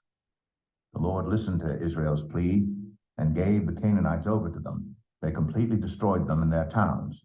So the place was named Hormah. They traveled from Mount Hor along the route to the Red Sea to go around Edom. But the people grew impatient on the way. They spoke against God and against Moses and said, "Why have you brought us up out of Egypt to die in the wilderness? There is no bread, there is no water, and we detest this miserable food." Then the Lord sent venomous snakes among them. They bit the people, and many Israelites died. The people came to Moses and said, "We sinned when we spoke against the Lord and against you. Pray that the Lord will take the snakes away from us. So Moses prayed for the people. The Lord said to Moses, make a snake and put it up on a pole. Anyone who is bitten can look at it and live. So Moses made a bronze snake and put it up on a pole. Then when anyone was bitten by a snake and looked at the bronze snake, they lived. The Israelites moved on and camped at Oboth. Then they set out from Oboth and camped in Ai Abarim, in the wilderness that faces Moab toward the sunrise. From there they moved on and camped in the Zered Valley. They set out from there and camped alongside the Arnon, which is in the wilderness extending into Amorite territory. The Arnon is the border of Moab, between Moab and the Amorites. That is why the book of the Wars of the Lord says, Zahab in Suphah and the ravines, the Arnon and the slopes of the ravines that lead to the settlement of Ar and lie along the border of Moab. From there they continued on to Beer, the well where the Lord said to Moses, gather the people together and I will give them water. Then Israel sang this song, spring up, O well, sing about it, about the well that the princes dug, that the nobles of the people sank, the nobles with scepters and staffs. Then they went from the wilderness to Mattanah, from Mattanah to Nahaliel, from Nahaliel to Bamath, and from Bamath to the valley in Moab, where the top of Pisgah overlooks the wasteland. Israel sent messengers to say to Sihon, king of the Amorites, let us pass through your country. We will not turn aside into any field or vineyard or drink water from any well. We will travel along the king's highway until we have passed through your territory. But Sihon would not let Israel pass through his territory. He mustered his entire army and marched out into the wilderness against Israel. When he reached Jahaz, he fought with Israel. Israel, however, put him to the sword and took over his land from the Arnon to the Jabbok, but only as far as the Ammonites, because their border was fortified. Israel captured all the cities of the Amorites and occupied them, including Heshbon and all its surrounding settlements. Heshbon was the city of Sihon, king of the Amorites, who had fought against the former king of Moab and had taken from him all his land as far as the Arnon. That is why the poets say, come to Heshbon and let it be rebuilt. Let Sihon's city be restored. Fire went out from Heshbon, a blaze from the city of Sihon. It consumed Ar of Moab, the citizens of Arnon's heights. Woe to you, Moab! You are destroyed, people of Chemosh. He has given up his sons as fugitives and his daughters as captives to Sihon, king of the Amorites. But we have overthrown them. Heshbon's dominion has been destroyed all the way to Dibon. We have demolished them as far as Nophah, which extends to Medeba. So Israel settled in the land of the Amorites. After Moses had sent spies to Jazer, the Israelites captured its surrounding settlements and drove out the Amorites who were there. Then they turned and went up along the road toward Bashan, and Og, king of Bashan, and his whole army marched out to meet them in battle at Edrei. The Lord said to Moses, do not be afraid of him, for I have delivered him into your hands, along with his whole army and his land. Do to him what you did to Sihon, king of the Amorites, who reigned in Heshbon. So they struck him down together with his sons and his whole army, leaving them no survivors, and they took possession of his land. You guys ready for a break? Yeah.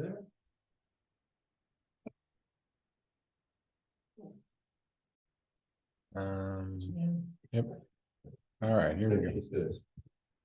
Tell me we're not spoiling the topic for. Sons and his whole army, leaving them no survivors, and they took possession of his land. Numbers 22. Then the Israelites traveled to the plains of Moab and camped along the Jordan across from Jericho. Now Balak, son of Zippor, saw all that Israel had done to the Amorites, and Moab was terrified because there were so many people. Indeed, Moab was filled with dread because of the Israelites. The Moabites said to the elders of Midian, this horde is going to lick up everything around us, as an ox licks up the grass of the field. So Balak, son of Zippor, who was king of Moab at that time, sent messengers to summon Balaam, son of Beor, who was at Pethor, near the Euphrates River, in his native land. Balak said, a people has come out of Egypt. They cover the face of the land and have settled next to me. Now come and put a curse on these people because they are too powerful for me. Perhaps then I will be able to defeat them and drive them out of the land. For I know that whoever you bless is blessed, and whoever you curse is cursed. The elders of Moab and Midian left, taking with them the fee for divination. When they came to Balaam, they told him what Balak had said. "Spend the night here," Balaam said to them, "and I will report back to you with the answer the Lord gives me." So the Moabite officials stayed with him. God came to Balaam and asked, "Who are these men with you?" Balaam said to God, "Balak, son of Zippor, king of Moab, sent me this message. A people that has come out of Egypt covers the face of the land. Now come and put a curse on them for me. Perhaps then I will be able to fight them and drive them away." But God said to Balaam, "Do not go with them. You must not put a curse on those people because they are blessed." The next morning, Balaam got up and said to Balak's officials, "Go back to your own country, for the Lord has refused to let me go with you." So the Moabite officials returned to Balak and said, "Balaam refused to come with us." Then Balak sent other officials, more numerous and more distinguished than the first. They came to Balaam and said, "This is what Balak, son of Zippor, says. Do not let anything keep you from coming to me, because I will reward you handsomely and do whatever you say. Come and put a curse on these people for me." But Balaam answered them, "Even if Balak gave me all the silver and gold in his palace, I could not do anything great or small to go beyond the command of the Lord my God. Now spend the night here so that I can find out what else the Lord will tell me." That night God came to Balaam and said, "Since these men have come to summon you, go with them, but do only what I tell you." Balaam got up in the morning, saddled his donkey, and went with the Moabite officials. But God was very angry when he went, and the angel of the Lord stood in the road to oppose him. Balaam was riding on his donkey, and his 2 servants were with him. When the donkey saw the angel of the Lord standing in the road with a drawn sword in his hand, it turned off the road into a field. Balaam beat it to get it back on the road. Then the angel of the Lord stood in a narrow path through the vineyards, with walls on both sides. When the donkey saw the angel of the Lord, it pressed close to the wall, crushing Balaam's foot against it. So he beat the donkey again. Then the angel of the Lord moved on ahead and stood in a narrow place where there was no room to turn, either to the right or to the left. When the donkey saw the angel of the Lord, it lay down under Balaam, and he was angry and beat it with his staff. Then the Lord opened the donkey's mouth, and it said to Balaam, "What have I done to you to make you beat me these 3 times?" Balaam answered the donkey, "You have made a fool of me. If only I had a sword in my hand, I would kill you right now." The donkey said to Balaam, "Am I not your own donkey, which you have always ridden to this day? Have I been in the habit of doing this to you?" "No," he said. Then the Lord opened Balaam's eyes, and he saw the angel of the Lord standing in the road with his sword drawn. So he bowed low and fell face down. The angel of the Lord asked him, "Why have you beaten your donkey these 3 times?"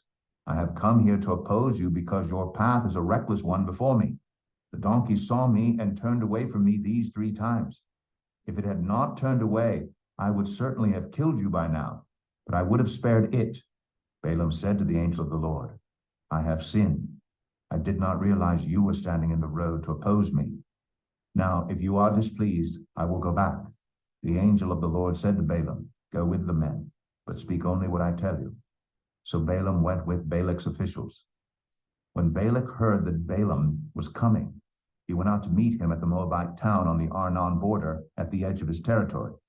Balak said to Balaam, "Did I not send you an urgent summons? Why didn't you come to me? Am I really not able to reward you?" "Well, I have come to you now," Balaam replied, "but I can't say whatever I please. I must speak only what God puts in my mouth." Then Balaam went with Balak to Kiriath Huzoth. Balak sacrificed cattle and sheep, and gave some to Balaam and the officials who were with him. The next morning Balak took Balaam up to Bamoth Baal, and from there he could see the outskirts of the Israelite camp. Numbers 23. Balaam said, "Build me 7 altars here, and prepare 7 bulls and 7 rams for me." Balak did as Balaam said, and the 2 of them offered a bull and a ram on each altar. Then Balaam said to Balak, "Stay here beside your offering while I go aside. Perhaps the Lord will come to meet with me. Whatever he reveals to me, I will tell you." Then he went off to a barren height. God met with him, and Balaam said, "I have prepared 7 altars, and on each altar I have offered a bull and a ram." The Lord put a word in Balaam's mouth and said, Go back to Balak and give him this word. So he went back to him and found him standing beside his offering with all the Moabite officials. Then Balaam spoke his message. Balak brought me from Aram, the king of Moab from the eastern mountains. Come, he said, curse Jacob for me. Come, denounce Israel. How can I curse those whom God has not cursed? How can I denounce those whom the Lord has not denounced? From the rocky peaks I see them. From the heights I view them. I see a people who live apart and do not consider themselves one of the nations. Who can count the dust of Jacob, or number even a fourth of Israel? Let me die the death of the righteous, and may my final end be like theirs. Balak said to Balaam, what have you done to me? I brought you to curse my enemies, but you have done nothing but bless them. He answered, must I not speak what the Lord puts in my mouth? Then Balak said to him, come with me to another place where you can see them. You will not see them all, but only the outskirts of their camp, and from there curse them for me. So he took him to the field of Zophim on the top of Pisgah, and there he built 7 altars and offered a bull and a ram on each altar. Balaam said to Balak, stay here beside your offering while I meet with him over there. The Lord met with Balaam and put a word in his mouth and said, go back to Balak and give him this word. So he went to him and found him standing beside his offering with the Moabite officials. Balak asked him, what did the Lord say? Then he spoke his message. Arise, Balak, and listen. Hear me, son of Zippor. God is not human, that he should lie, not a human being, that he should change his mind. Does he speak and then not act? Does he promise and not fulfill? I have received a command to bless.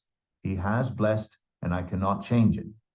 No misfortune is seen in Jacob, no misery observed in Israel. The Lord their God is with them. The shout of the king is among them. God brought them out of Egypt. They have the strength of a wild ox. There is no divination against Jacob, no evil omens against Israel. It will now be said of Jacob and of Israel, see what God has done. The people rise like a lioness. They rouse themselves like a lion that does not rest till it devours its prey and drinks the blood of its victims. Then Balak said to Balaam, neither curse them at all nor bless them at all. Balaam answered, did I not tell you I must do whatever the Lord says? Then Balak said to Balaam, come, let me take you to another place. Perhaps it will please God to let you curse them for me from there. And Balak took Balaam to the top of Peor, overlooking the wasteland. Balaam said, build me 7 altars here, and prepare 7 bulls and 7 rams for me. Balak did as Balaam had said, and offered a bull and a ram on each altar. Numbers 24. Now when Balaam saw that it pleased the Lord to bless Israel, he did not resort to divination as at other times, but turned his face toward the wilderness. When Balaam looked out and saw Israel encamped tribe by tribe, the Spirit of God came on him, and he spoke his message.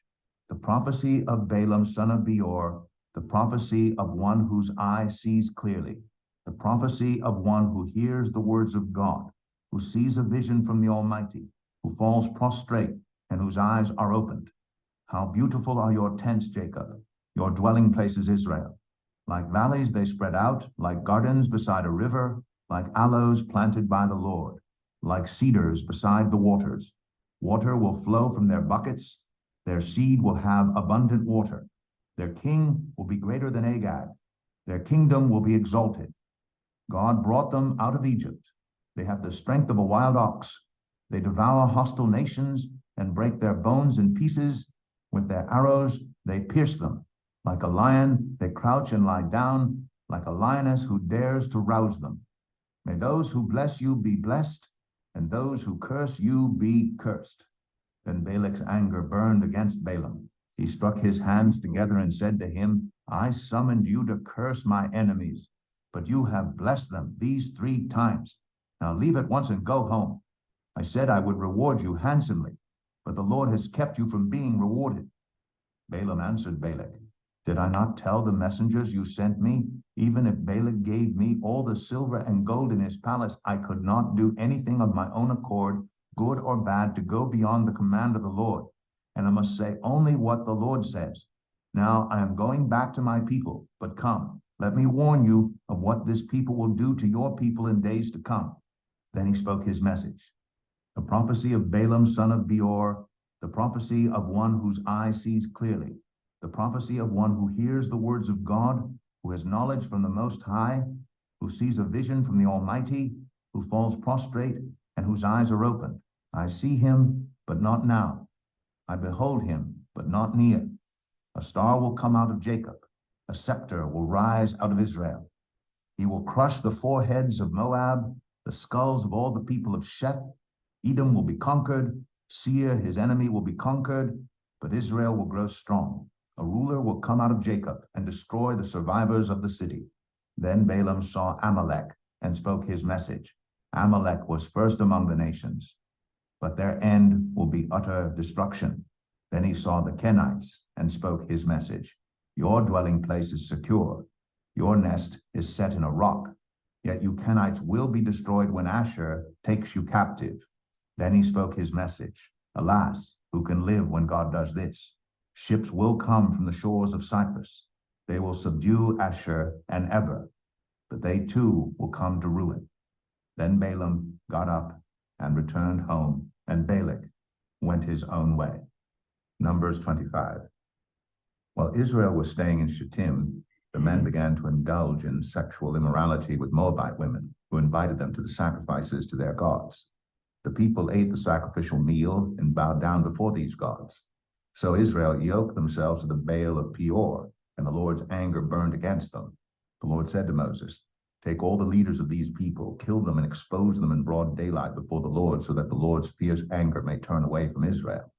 So Moses said to Israel's judges, "Each of you must put to death those of your people who have yoked themselves to the Baal of Peor."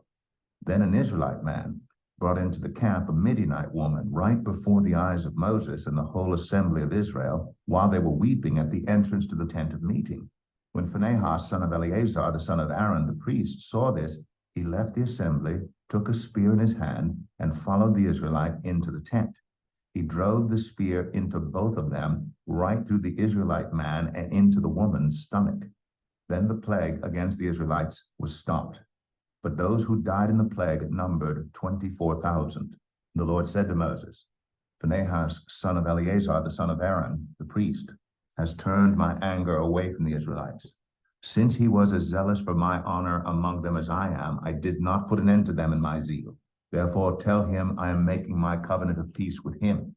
He and his descendants will have a covenant of a lasting priesthood, because he was zealous for the honor of his God and made atonement for the Israelites." The name of the Israelite who was killed with the Midianite woman was Zimri, son of Salu, the leader of a Simeonite family. And the name of the Midianite woman who was put to death was Cosbi, daughter of Zur, a tribal chief of a Midianite family. The Lord said to Moses, "Treat the Midianites as enemies and kill them.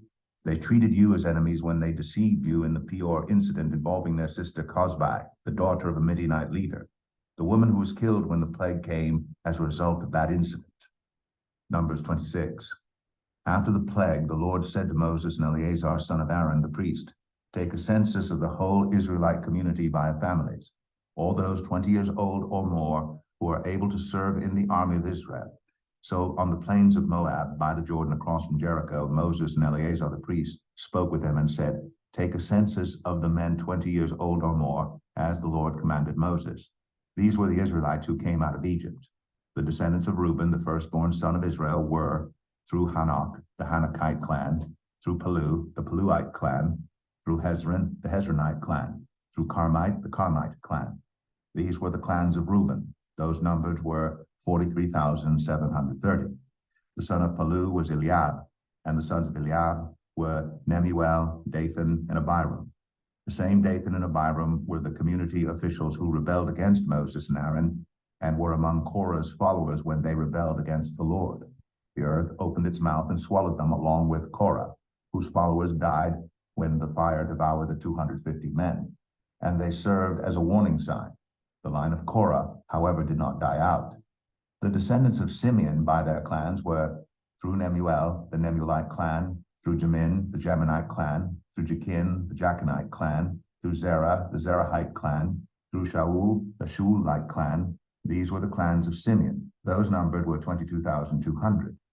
The descendants of Gad by their clans were, through Zephon, the Zephonite clan, through Haggai, the Haggite clan, through Shunai, the Shunite clan, through Ozni, the Oznite clan, through Eri, the Erite clan, through Aradai, the Aradite clan, through Areli, the Arelite clan. These were the clans of Gad. Those numbered were 40,500. And Onan were sons of Judah, but they died in Canaan. The descendants of Judah by their clans were, through Shelah, the Shelonite clan, through Perez, the Perizzite clan, through Zerah, the Zerahite clan. The descendants of Perez were through Hezron, the Hezronite clan, through Hamal, the Hamalite clan. These were the clans of Judah. Those numbered were 76,500. The descendants of Issachar by their clans were through Tola, the Tolaite clan, through Pua, the Puite clan, through Jeshub, the Jeshubite clan, through Shimron, the Shimronite clan. These were the clans of Issachar. Those numbered were 64,300. The descendants of Zebulun by their clans were through Sered, the Seredite clan, through Elon, the Elonite clan, through Jaliel, the Jaleelite clan. These were the clans of Zebulun. Those numbered were 60,500. The descendants of Joseph by their clans through Manasseh and Ephraim were the descendants of Manasseh through Machir, the Machirite clan. Machir was the father of Gilead. Through Gilead, the Gileadite clan. These were the descendants of Gilead.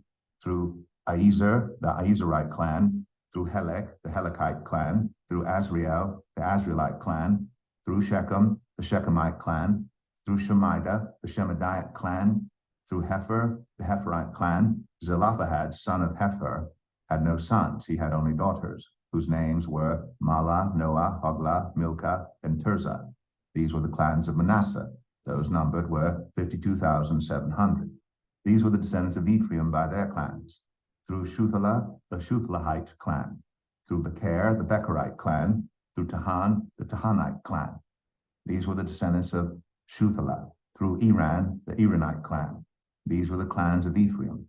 Those numbered were 32,500. These were the descendants of Joseph by their clans. The descendants of Benjamin by their clans were through Bela, the Belaite clan, through Ashbel, the Ashbelite clan, through Ahiram, the Ahiramite clan, through Shufam, the Shufamite clan, through Hufam, the Hufamite clan. The descendants of Bela through Ard and Naaman were through Ard, the Ardite clan, through Naaman, the Naamite clan. These were the clans of Benjamin. Those numbered were 45,600. These were the descendants of Dan by their clans. Through Shuham, the Shuhamite clan. These were the clans of Dan. All of them were Shuhamite clans, and those numbered were 64,400. The descendants of Asher by their clans were through Imnah, the Imnite clan, through Ishvi, the Ishvite clan, through Beriah, the Berite clan, and through the descendants of Beriah, through Heber, the Heberite clan, through Malkiel, the Malkielite clan. Asher had a daughter named Sarah. These were the clans of Asher. Those numbered were 53,400. The descendants of Naphtali by their clans were through Jaziel, the Jazielite clan, through Gunai, the Gunite clan, through Jezer, the Jezerite clan, through Shillem, the Shillemite clan. These were the clans of Naphtali. Those numbered were 45,400. The total number of the men of Israel was 601,730. The Lord said to Moses, "The land is to be allotted to them as an inheritance based on the number of names. To a larger group, give a larger inheritance, and to a smaller group, a smaller one. Each is to receive its inheritance according to the number of those listed. Be sure that the land is distributed by lot. What each group inherits will be according to the names for its ancestral tribe. Each inheritance is to be distributed by lot among the larger and smaller groups. These were the Levites who were counted by their clans. Through Gershon, the Gershonite clan. Through Kohath, the Kohathite clan. Through Merari, the Merarite clan. These also were Levite clans. The Libnite clan, the Hebronite clan, the Malite clan, the Mushite clan, the Korahite clan. Kohath was the forefather of Amram. The name of Amram's wife was Jochebed, a descendant of Levi, who was born to the Levites in Egypt. To Amram, she bore Aaron, Moses, and their sister Miriam. Aaron was the father of Nadab and Abihu, Eleazar, and Ithamar. But Nadab and Abihu died when they made an offering before the Lord with unauthorized fire. All the male Levites, a month old or more, numbered 23,000. They were not counted along with the other Israelites because they received no inheritance among them. These are the ones counted by Moses and Eleazar the priest when they counted the Israelites on the plains of Moab by the Jordan across from Jericho. Not one of them was among those counted by Moses and Aaron the priest when they counted the Israelites in the desert of Sinai. For the Lord had told those Israelites they would surely die in the wilderness, and not one of them was left except Caleb, son of Jephunneh, and Joshua, son of Nun. Numbers 27. The daughters of Zelophehad, son of Hepher, son of Gilead, the son of Machir, the son of Manasseh, belonged to the clans of Manasseh, son of Joseph. The names of the daughters were Mahlah, Noah, Haglah, Milcah, and Tirzah. They came forward and stood before Moses, Eleazar the priest, the leaders, and the whole assembly at the entrance to the tent of meeting, and said, "Our father died in the wilderness. He was not among Korah's followers, who banded together against the Lord, but he died for his own sin and left no sons. Why should our father's name disappear from his clan because he had no son? Give us property among our father's relatives." So Moses brought their case before the Lord, and the Lord said to him, "What Zelophehad's daughters are saying is right. You must certainly give them property as an inheritance among their father's relatives, and give their father's inheritance to them. Say to the Israelites, if a man dies and leaves no son, give his inheritance to his daughter. If he has no daughter, give his inheritance to his brothers. If he has no brothers, give his inheritance to his father's brothers. If his father had no brothers, give his inheritance to the nearest relative in his clan, that he may possess it. This is to have the force of law for the Israelites, as the Lord commanded Moses." Then the Lord said to Moses, "Go up to this mountain in the Abarim range, and see the land I have given the Israelites. After you have seen it, you too will be gathered to your people, as your brother Aaron was. For when the community rebelled at the waters in the desert of Zin, both of you disobeyed my command to honor me as holy before their eyes. These were the waters of Meribah Kadesh in the desert of Zin.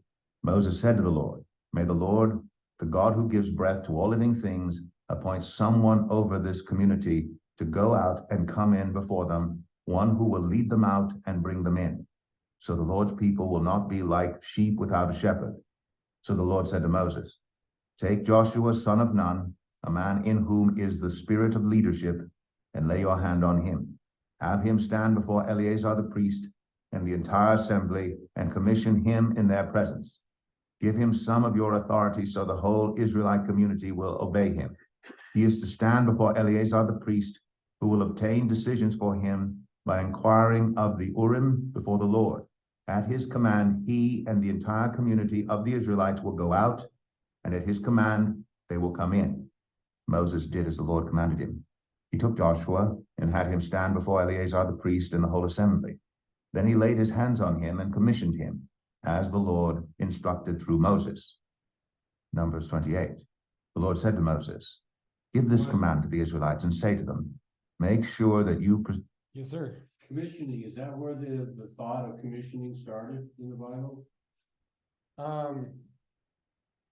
The concept this is of probably the laying first- on given authority. I think this is probably the first case of that. I had noticed that before. Yeah. In front of the congregation thereby.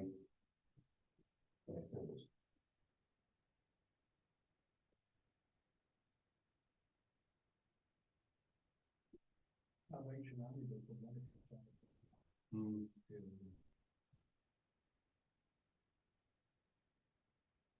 Say to them, make sure that you present to me at the appointed time my food offerings as an aroma pleasing to me. Say to them, this is the food offering you are to present to the Lord, 2 lambs a year old without defect, as a regular burnt offering each day. Offer 1 lamb in the morning and the other at twilight, together with the grain offering of 1/10 of an ephah of the finest flour, mixed with 1/4 of a hin of oil from pressed olives. This is the regular burnt offering instituted at Mount Sinai as a pleasing aroma, a food offering presented to the Lord. The accompanying drink offering is to be 1/4 of a hin of fermented drink with each lamb.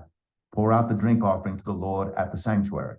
Offer the 2nd lamb at twilight, along with the same kind of grain offering and drink offering that you offer in the morning. This is a food offering an aroma pleasing to the Lord. On the Sabbath day, make an offering of 2 lambs, a year old without defect, together with its drink offering, and a grain offering of 2/10 of an ephah of the finest flour mixed with olive oil. This is the burnt offering for every Sabbath, in addition to the regular burnt offering and its drink offering. On the first of every month, present to the Lord a burnt offering of 2 young bulls, 1 ram, and 7 male lambs a year old, all without defect. With each bull there is to be a grain offering of 3/10 of an ephah of the finest flour mixed with oil. With the ram, a grain offering of 2/10 of an ephah of the finest flour mixed with oil. And with each lamb, a grain offering of 1/10 of an ephah of the finest flour mixed with oil. This is for a burnt offering, a pleasing aroma, a food offering presented to the Lord. With each bull there is to be a drink offering of 1/2 hin of wine. With the ram, 1/3 of a hin, and with each lamb, 1/4 of a hin. This is the monthly burnt offering to be made at each new moon during the year. Besides the regular burnt offering with its drink offering, 1 male goat is to be presented to the Lord as a sin offering. On the 14th day of the first month, the Lord's Passover is to be held. On the 15th day of this month, there is to be a festival. For 7 days, eat bread made without yeast. On the first day, hold a sacred assembly and do no regular work. Present to the Lord a food offering consisting of a burnt offering of 2 young bulls, 1 ram, and 7 male lambs a year old, all without defect. With each bull, offer a grain offering of 3/10 of an ephah of the finest flour mixed with oil. With the ram, 2/10, and with each of the 7 lambs, 1/10. Include 1 male goat as a sin offering to make atonement for you. Offer these in addition to the regular morning burnt offering. In this way, present the food offering every day for 7 days as an aroma pleasing to the Lord. It is to be offered in addition to the regular burnt offering and its drink offering. On the 7th day, hold a sacred assembly and do no regular work. On the day of first fruits, when you present to the Lord an offering of new grain during the festival of weeks, hold a sacred assembly and do no regular work. Present a burnt offering of 2 young bulls, 1 ram, and 7 male lambs a year old as an aroma pleasing to the Lord. With each bull, there is to be a grain offering of 3/10 of an ephah of the finest flour mixed with oil. With the ram, 2/10, and with each of the 7 lambs, 1/10. Include 1 male goat to make atonement for you. Offer these together with their drink offerings, in addition to the regular burnt offering and its grain offering. Be sure the animals are without defect. Numbers 29. On the first day of the 7th month, hold a sacred assembly and do no regular work. It is a day for you to sound the trumpets. As an aroma pleasing to the Lord, offer a burnt offering of 1 young bull, 1 ram, and 7 male lambs a year old, all without defect. With the bull, offer a grain offering of 3/10 of an ephah of the finest flour mixed with olive oil. With the ram, 2/10, and with each of the 7 lambs, 1/10. Include 1 male goat as a sin offering to make atonement for you. These are in addition to the monthly and daily burnt offerings with their grain offerings and drink offerings as specified. They are food offerings presented to the Lord, a pleasing aroma. On the 10th day of this 7th month, hold a sacred assembly. You must deny yourselves and do no work. Present as an aroma pleasing to the Lord a burnt offering of 1 young bull, 1 ram, and 7 male lambs a year old, all without defect. With the bull, offer a grain offering of 3/10 of an ephah of the finest flour mixed with oil. With the ram, 2/10, and with each of the 7 lambs, 1/10. Include 1 male goat as a sin offering in addition to the sin offering for atonement and the regular burnt offering with its grain offering and their drink offerings. On the 15th day of the 7th month, hold a sacred assembly and do no regular work. Celebrate a festival to the Lord for 7 days. Present as an aroma pleasing to the Lord a food offering consisting of a burnt offering of 13 young bulls, 2 rams, and 14 male lambs a year old, all without defect.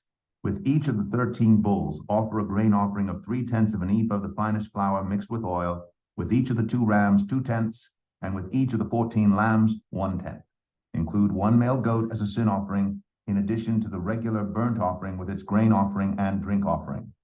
On the 2nd day, offer 12 young bulls, 2 rams, and 14 male lambs a year old, all without defect.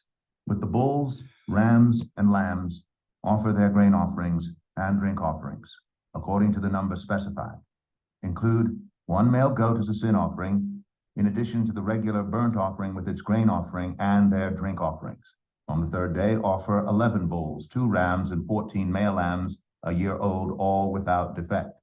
With the bulls, rams, and lambs, offer their grain offerings and drink offerings according to the number specified. Include one male goat as a sin offering, in addition to the regular burnt offering with its grain offering and drink offering. On the fourth day, offer 10 bulls, 2 rams, and 14 male lambs a year old, all without defect. With the bulls, rams, and lambs, offer their grain offerings and drink offerings according to the number specified. Include one male goat as a sin offering, in addition to the regular burnt offering with its grain offering and drink offering. On the fifth day, offer 9 bulls, 2 rams, and 14 male lambs a year old, all without defect. With the bulls, rams, and lambs, offer their grain offerings and drink offerings according to the number specified. Include one male goat as a sin offering, in addition to the regular burnt offering with its grain offering and drink offering. On the sixth day, offer 8 bulls, 2 rams, and 14 male lambs a year old, all without defect. With the bulls, rams, and lambs, offer their grain offerings and drink offerings according to the number specified. Include one male goat as a sin offering, in addition to the regular burnt offering with its grain offering and drink offering. On the seventh day, offer 7 bulls, 2 rams, and 14 male lambs a year old, all without defect. With the bulls, rams, and lambs, offer their grain offerings and drink offerings according to the number specified. Include one male goat as a sin offering, in addition to the regular burnt offering with its grain offering and drink offering. On the 8th day, hold a closing special assembly and do no regular work. Present as an aroma pleasing to the Lord a food offering consisting of a burnt offering of 1 bull, 1 ram, and 7 male lambs a year old, all without defect. With the bull, the ram, and the lambs, offer their grain offerings and drink offerings according to the number specified.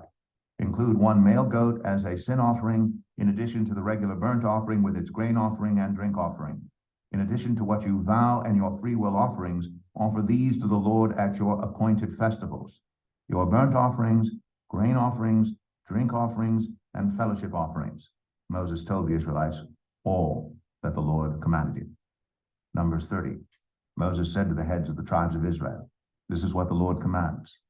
When a man makes a vow to the Lord or takes an oath to obligate himself by a pledge, he must not break his word, but must do everything he said.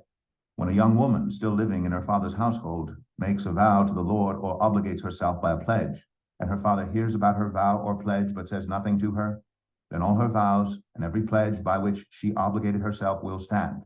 But if her father forbids her when he hears about it, none of her vows or the pledges by which she obligated herself will stand. The Lord will release her because her father has forbidden her.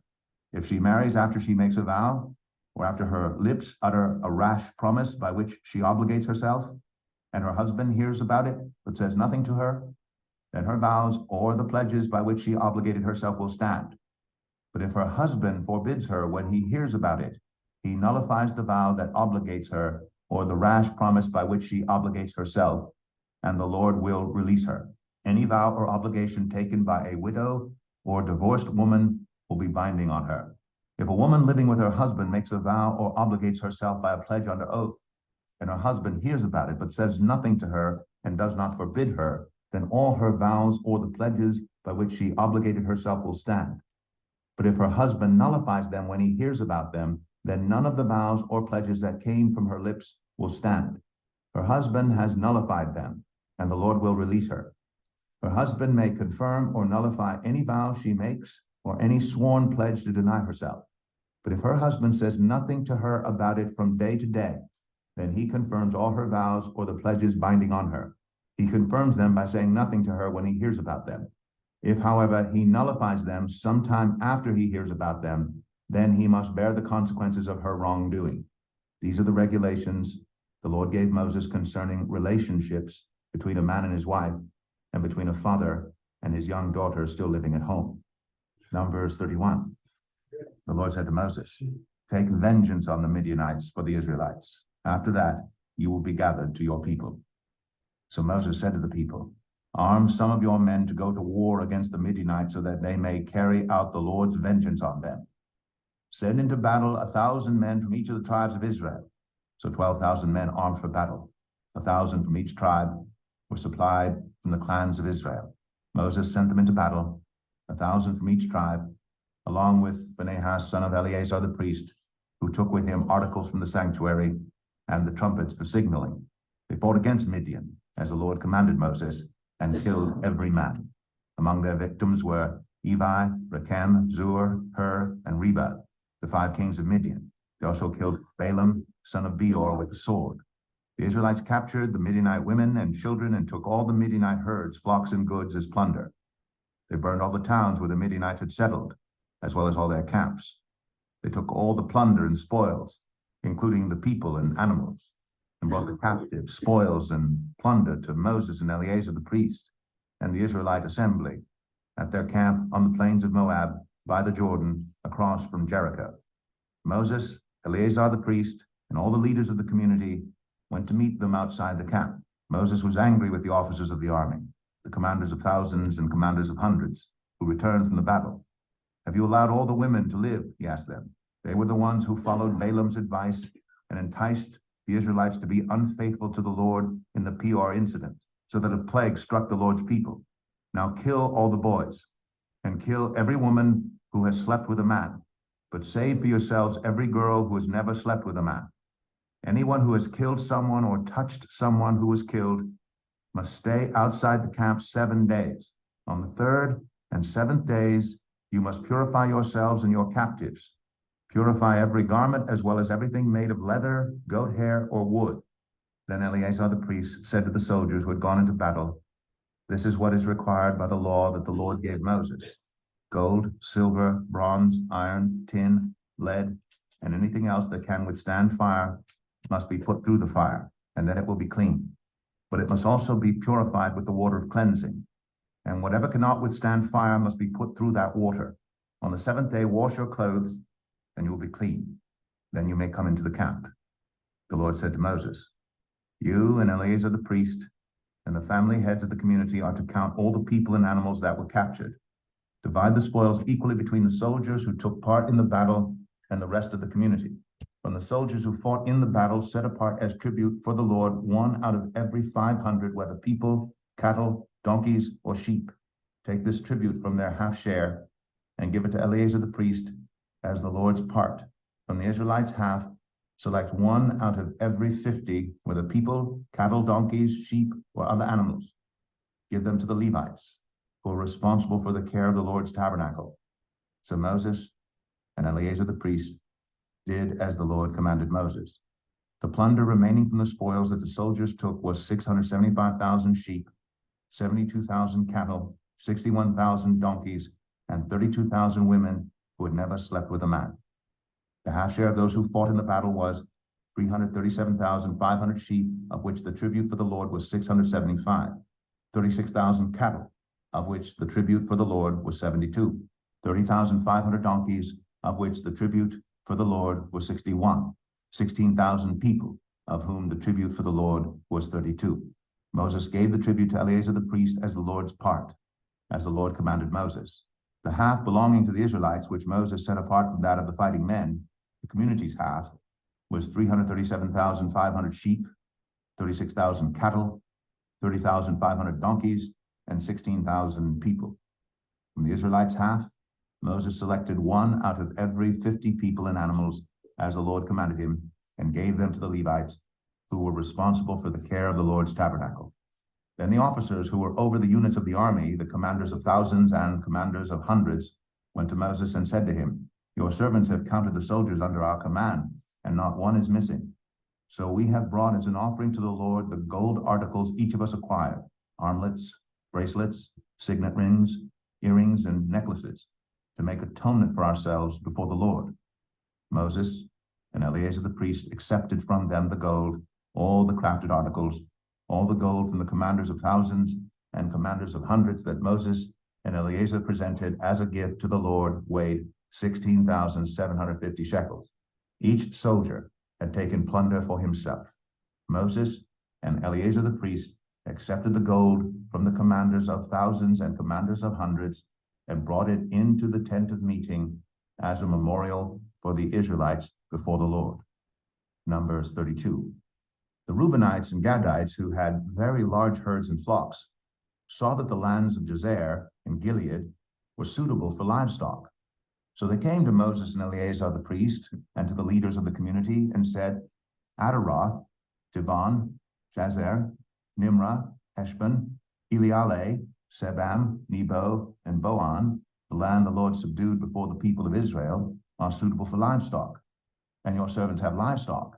If we have found favor in your eyes, they said, let this land be given to your servants as our possession. Do not make us cross the Jordan. Moses said to the Gadites and Reubenites, should your fellow Israelites go to war while you sit here? Why do you discourage the Israelites from crossing over into the land the Lord has given them? This is what your fathers did when I sent them from Kadesh Barnea to look over the land. After they went up to the valley of Eshcol and viewed the land, they discouraged the Israelites from entering the land the Lord had given them. The Lord's anger was aroused that day, and he swore this oath. Because they have not followed me wholeheartedly, not one of those who were 20 years old or more when they came up out of Egypt will see the land I promised on oath to Abraham, Isaac, and Jacob. Not one except Caleb, son of Jephunneh, the Kenizzite, and Joshua, son of Nun, for they followed the Lord wholeheartedly. The Lord's anger burned against Israel, and he made them wander in the wilderness 40 years until the whole generation of those who had done evil in his sight was gone. And here you are, a brood of sinners, standing in the place of your fathers and making the Lord even more angry with Israel. If you turn away from following him, he will again leave all this people in the wilderness, and you will be the cause of their destruction. Then they came up to him and said, we would like to build pens here for our livestock and cities for our women and children. But we will arm ourselves for battle and go ahead of the Israelites until we have brought them to their place. Meanwhile, our women and children will live in fortified cities for protection from the inhabitants of the land. We will not return to our homes until each of the Israelites has received their inheritance. We will not receive any inheritance with them on the other side of the Jordan, because our inheritance has come to us on the east side of the Jordan. Then Moses said to them, if you will do this, if you will arm yourselves before the Lord for battle, and if all of you who are armed cross over the Jordan before the Lord until he has driven his enemies out before him, then when the land is subdued before the Lord, you may return and be free from your obligation to the Lord and to Israel. And this land will be your possession before the Lord. But if you fail to do this, you will be sinning against the Lord, and you may be sure that your sin will find you out. Build cities for your women and children, and pens for your flocks, but do what you have promised. The Gadites and Reubenites said to Moses, we, your servants, will do as our Lord commands. Our children and wives, our flocks and herds, will remain here in the cities of Gilead. But your servants, every man who is armed for battle, will cross over to fight before the Lord, just as our Lord says. Then Moses gave orders about them to Eleazar the priest and Joshua son of Nun, and to the family heads of the Israelite tribes. He said to them, if the Gadites and Reubenites, every man armed for battle, cross over the Jordan with you before the Lord, then when the land is subdued before you, you must give them the land of Gilead as their possession. But if they do not cross over with you armed, they must accept their possession with you in Canaan. The Gadites and Reubenites answered, your servants will do what the Lord has said. We will cross over before the Lord into Canaan armed, but the property we inherit will be on this side of the Jordan. Then Moses gave to the Gadites, the Reubenites, and the half-tribe of Manasseh, son of Joseph, the kingdom of Sihon, king of the Amorites, and the kingdom of Og, king of Bashan, the whole land with its cities and the territory around them. The Gadites built up Dibon, Adaroth, Aroer, Atroth, Shophan, Jazer, Jogbehah, Beth Nimrah, and Beth Haran as fortified cities, and built pens for their flocks. And the Reubenites rebuilt Heshbon, Eleale, and Kiriathaim, as well as Nebo and Baal-meon. These names were changed, and Sibmah. They gave names to the cities they rebuilt. The descendants of Machir, son of Manasseh, went to Gilead, captured it, and drove out the Amorites who were there. So Moses gave Gilead to the Machirites, the descendants of Manasseh, and they settled there. Jair, a descendant of Manasseh, captured their settlements and called them Havoth Jair, and Nobah captured Kenath and its surrounding settlements and called it Nobah after himself. Numbers 33. Here are the stages in the journey of the Israelites when they came out of Egypt by divisions under the leadership of Moses and Aaron. At the Lord's command, Moses recorded the stages in their journey. This is their journey by stages. The Israelites set out from Ramses on the 15th day of the first month, The day after the Passover, they marched out defiantly in full view of all the Egyptians who were burying all their firstborn whom the Lord had struck down among them. For the Lord had brought judgment on their gods. The Israelites left Ramses and camped at Succoth. They left Succoth and camped at Etham on the edge of the desert. They left Etham, turned back to Pi Hahiroth to the east of Baal Zephon and camped near Migdol. They left Pi Hahiroth and passed to the sea into the desert. And when they had traveled for 3 days in the desert of Etham, they camped at Marah.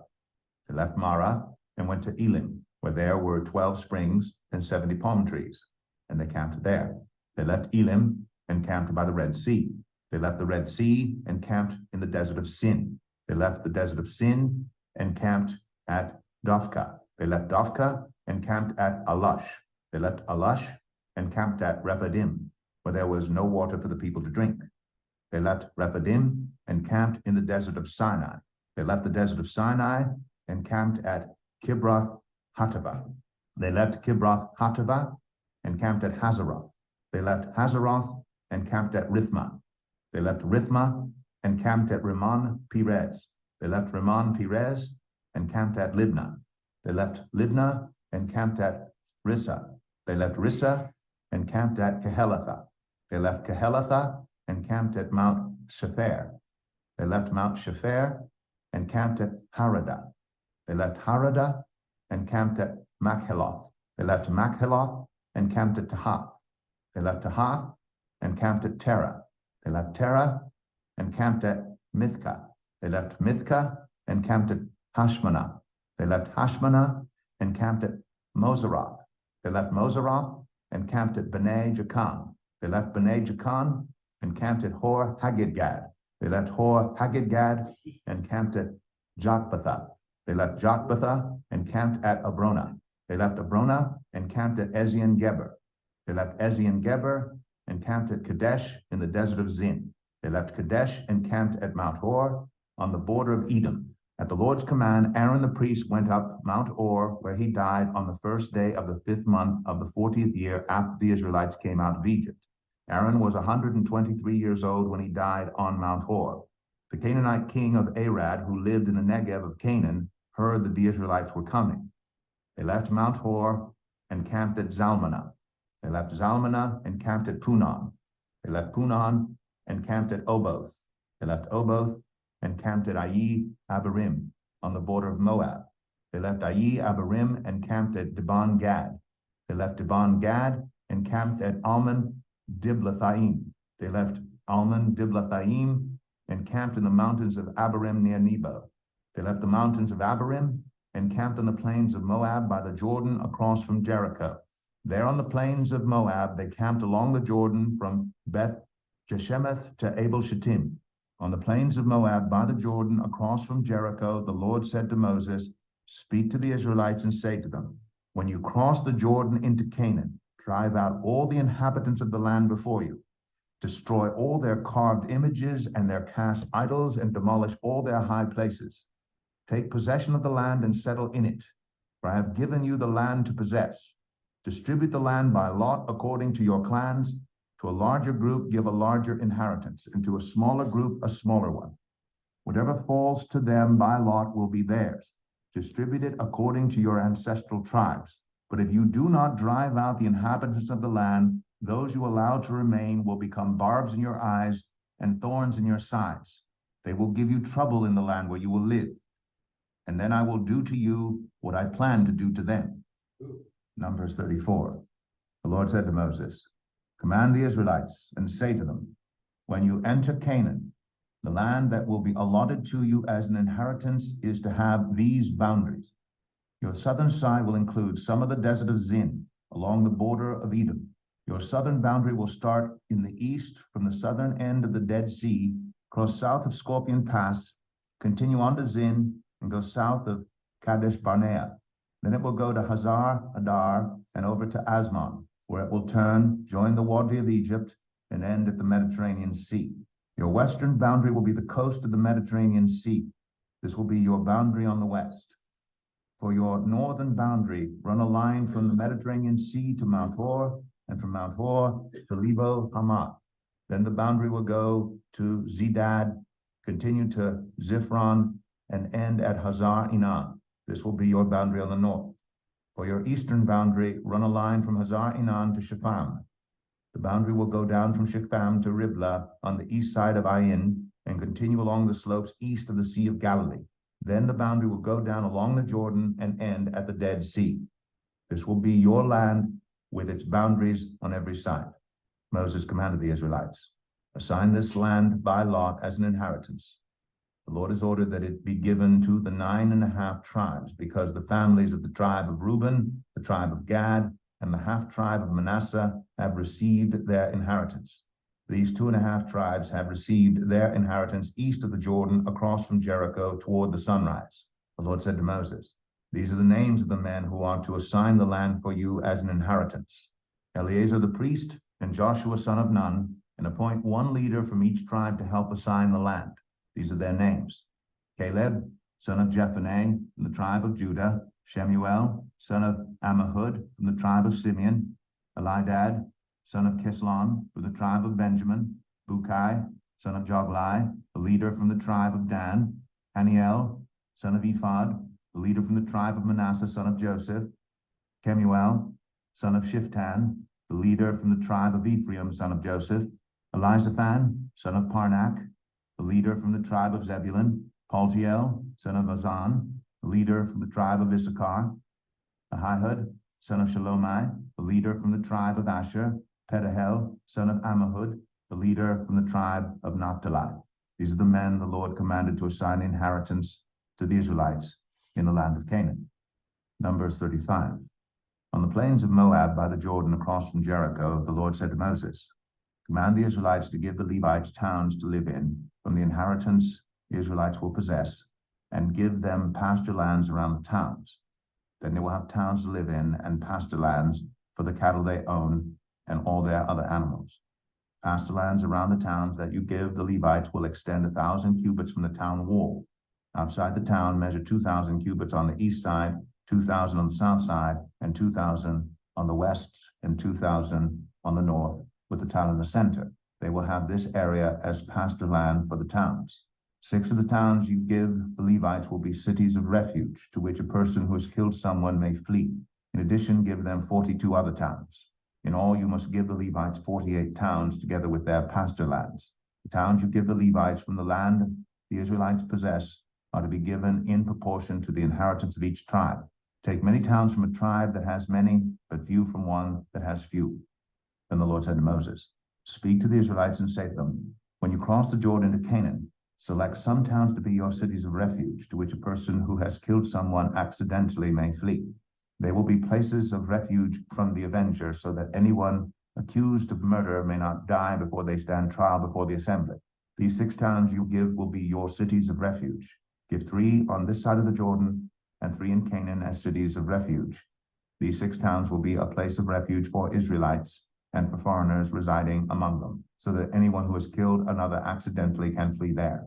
If anyone strikes someone a fatal blow with an iron object, that person is a murderer. The murderer is to be put to death. Or if anyone is holding a stone and strikes someone a fatal blow with it, that person is a murderer. The murderer is to be put to death. Or if anyone is holding a wooden object and strikes someone a fatal blow with it, that person is a murderer. The murderer is to be put to death. The avenger of blood shall put the murderer to death. When the avenger comes upon the murderer, the avenger shall put the murderer to death.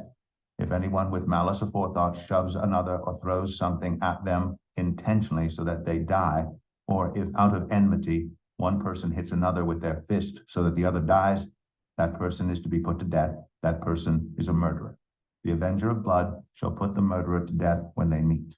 But if without enmity someone suddenly pushes another or throws something at them unintentionally, or without seeing them, drops on them a stone heavy enough to kill them, and they die, then since that other person was not an enemy and no harm was intended, the assembly must judge between the accused and the avenger of blood according to these regulations.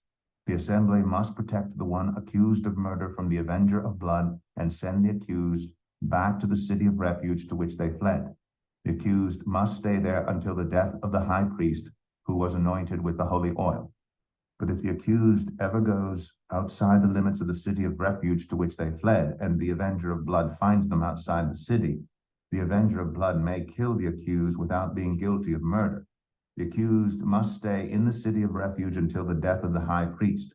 Only after the death of the high priest may they return to their own property. This is to have the force of law for you throughout the generations to come, wherever you live. Anyone who kills a person is to be put to death as a murderer only on the testimony of witnesses, but no one is to be put to death on the testimony of only one witness. Do not accept a ransom for the life of a murderer who deserves to die. They are to be put to death. Do not accept a ransom for anyone who has fled to a city of refuge, and so allow them to go back and live on their own land before the death of the high priest.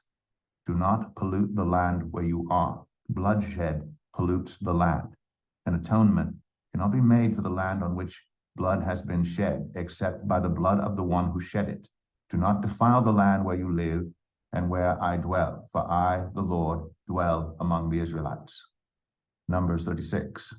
The family heads of the clan of Gilead, son of Machir, the son of Manasseh, who were from the clans of the descendants of Joseph, came and spoke before Moses and the leaders, the heads of the Israelite families. They said, when the Lord commanded my Lord to give the land as an inheritance to the Israelites by lot, he ordered you to give the inheritance of our brother Zelophehad to his daughters. Now suppose they marry men from other Israelite tribes. Then their inheritance will be taken from our ancestral inheritance and added to that of the tribe they marry into. And so part of the inheritance allotted to us will be taken away. When the year of Jubilee for the Israelites comes, their inheritance will be added to that of the tribe into which they marry, and their property will be taken from the tribal inheritance of our ancestors. Then at the Lord's command, Moses gave this order to the Israelites. What the tribe of the descendants of Joseph is saying is right. This is what the Lord commands for Zelophehad's daughters. They may marry anyone they please, as long as they marry within their father's tribal clan. No inheritance in Israel is to pass from one tribe to another, for every Israelite shall keep the tribal inheritance of their ancestors. Every daughter who inherits land in any Israelite tribe must marry someone in her father's tribal clan, so that every Israelite will possess the inheritance of their ancestors. No inheritance may pass from one tribe to another, for each Israelite tribe is to keep the land it inherits. So Zelophehad's daughters did as the Lord commanded Moses. Zelophehad's daughters, Mahlah, Tirzah, Hoglah, Milcah, and Noah, married their cousins on their father's side.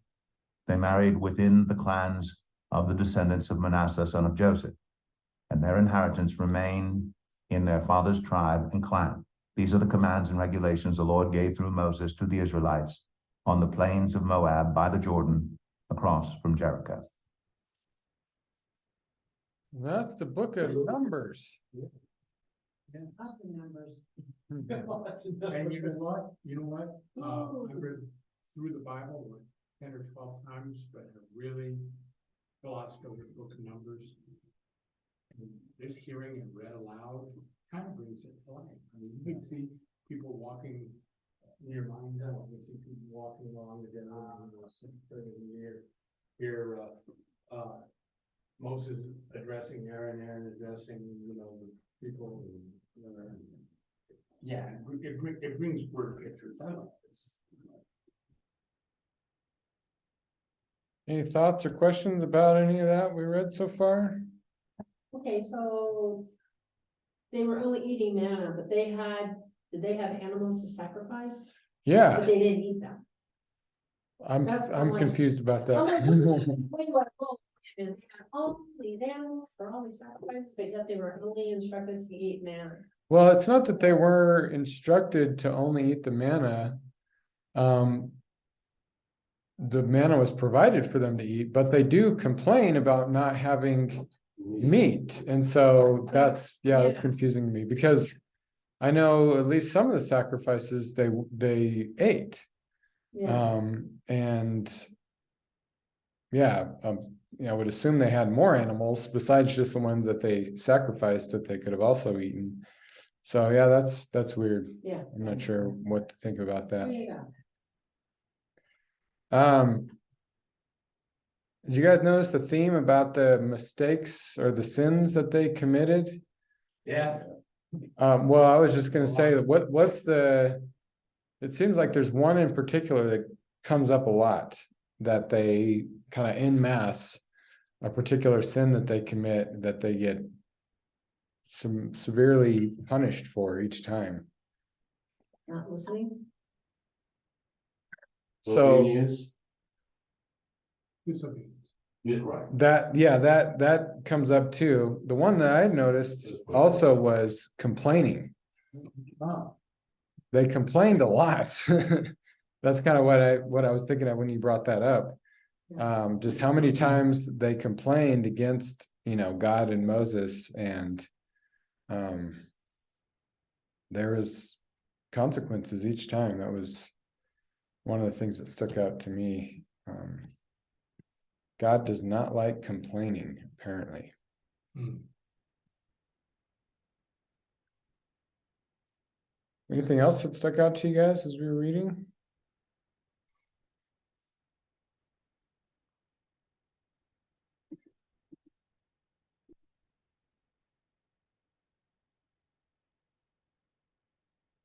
One of the things, this is going all the way back in chapter 9, when it says that when the cloud moved, then they set out. When it stopped, then they stopped. And it says, whether it was for a day or for, anything up to a year, or what, no matter how long it was, they set out or they stopped, at the cloud. And to me, that kind of, I think, is a picture of what we've talked about, is like, when Jesus says, I only do what I see the Father doing.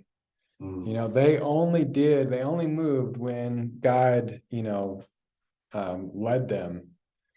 And, for all the things that they didn't do right, that was something that is impressive, especially considering, and then when it goes on to describe, how then this guy, this tribe all sets out. I mean, these are thousands, maybe even hundreds of thousands of people. And, they're all very organized and obedient, at least in that sense. And imagine if you only were stopping for a day, all the work that, I think about going camping with the family. It's like, it's a lot of work, you set up the tent and all this stuff. Well, that would be a lot of work for them to move all their stuff and then set up everything. And it's like, oh, we're only gonna, we're leaving again. It's like, oh man. Don't complain about that now. Exactly. Be careful. Oh, yeah. Cloud is moving that. Well, you know what, they said, God, if you're not gonna go with us, we don't wanna go. Or at least Moses did, yeah. Yeah. What I was kind of enamored with, and not enamored, but, we hear about they're wandering in the desert, for 40 years, and when we see it, it's documented, they went from here to there, from here to there. And it's just, it just gave depth and meaning to that, I've always heard. Yeah, what were they doing in that time? Well, they were going from here to here to here to here. to here, to here, to here. Yeah, They had been obedient, when they were set out. That trek would have been about 11 days. yeah, they Yeah, would have went, right, probably too. right, They really would- exactly, Yeah. exactly. But they wouldn't have went direct, yeah. Yeah. What I would like to do somehow or another, I don't know if this resource is available or not, but I'd like to see a map of that region. To see where they went, and then to see where all of it, Yeah. and then, like you said, they all had to do is go from here to here, but then, But there's how many? yeah. And then something else, that count of all the people, that didn't include women or children, did it? 601,000 plus of men, and then it comes to women, the children, what are they? So when what was 600 and some odd thousand? So that, and that was just men over 20. Mhm. How about the boys that are under 20 and the women and the children? So if you've got 650,000, you're talking about 1 million people, probably, or 1.5 million people migrating around. go from place to place. And then they all know they're coming in. And then something else, when you're talking about 1.5 million people migrating all over these places, the organization, the communication setup is gonna be necessary. All right, go tell them we're leaving tomorrow. What, we just got here today, well, we're gonna leave tomorrow. But then, All 101.5 million people gotta be on the same page. and they ascend on a community and they're like, what in the world? With the communication, network to communicate all this. That's one thing that dawned on me about that a little while ago. Man, what it took to communicate. We've got telephones here, we've got satellite radio. But how do you communicate to 1.5 million people, we're moving tomorrow morning, oh, and by the way, we're moving the next day.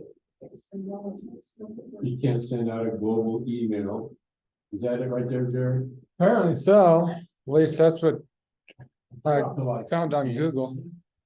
Thank you. So, yeah. I guess you can't really see it all that clearly, it's so small. Some of the, but basically start here. I go down, up.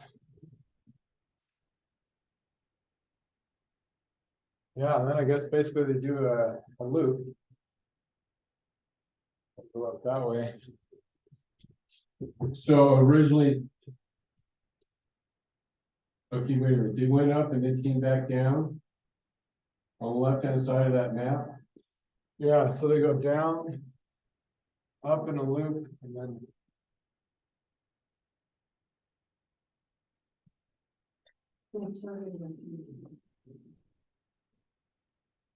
And then this is Jericho, so this is when they finally crossed the Jordan.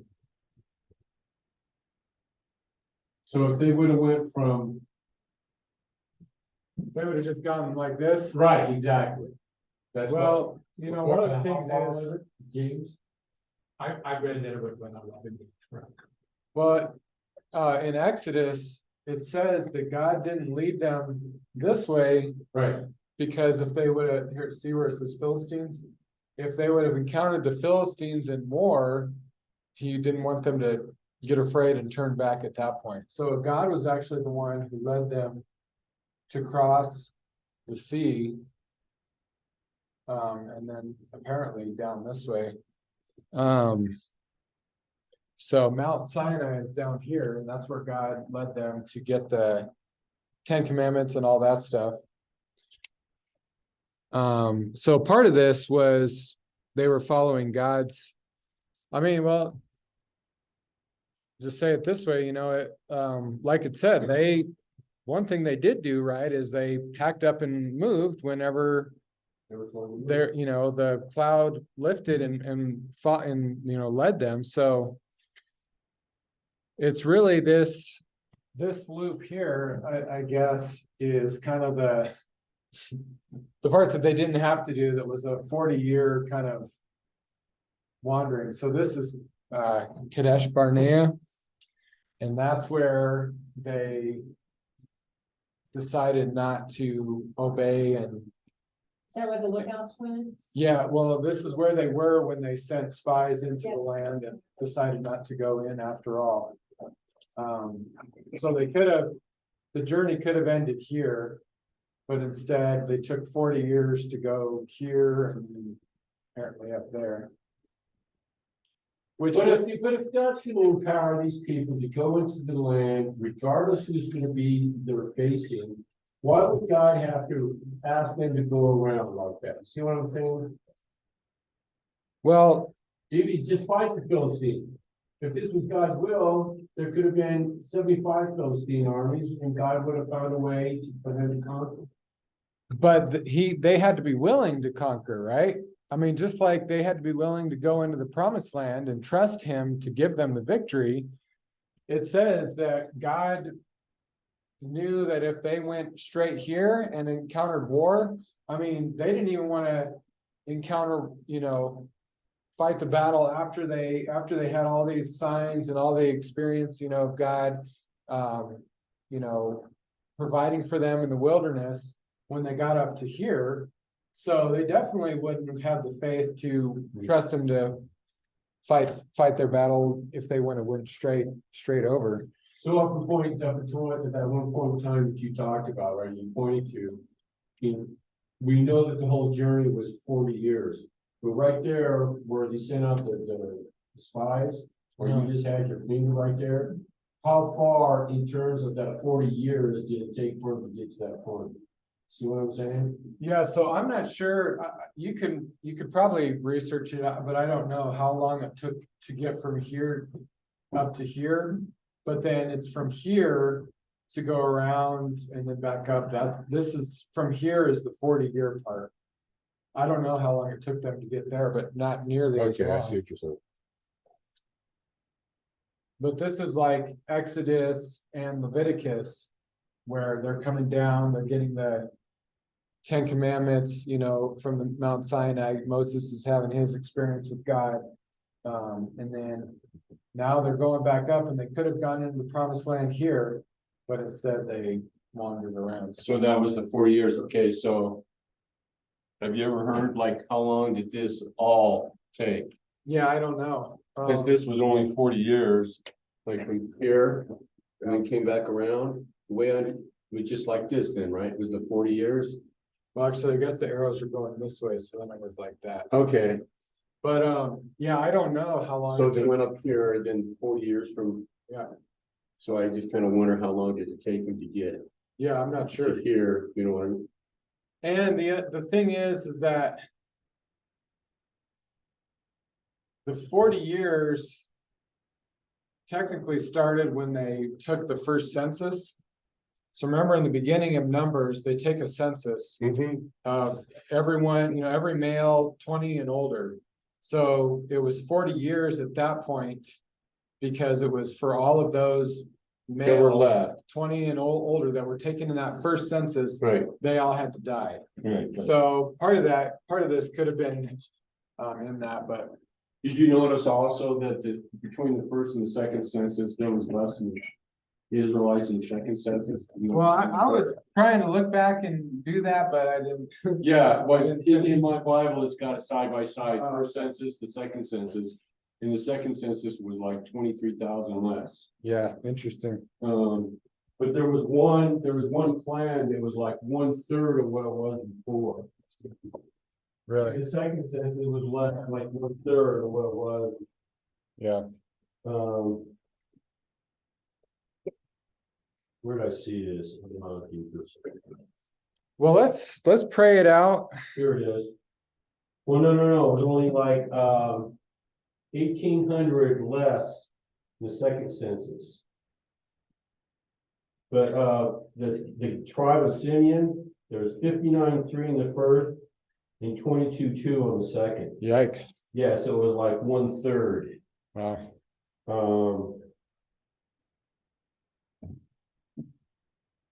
So you kind of wonder. Well, and it also just goes to show you that God gave them the victory with that much less. How much more could he have gave them the victory the first time around with, that many more people? The clan of Gad, there was 5,000 less.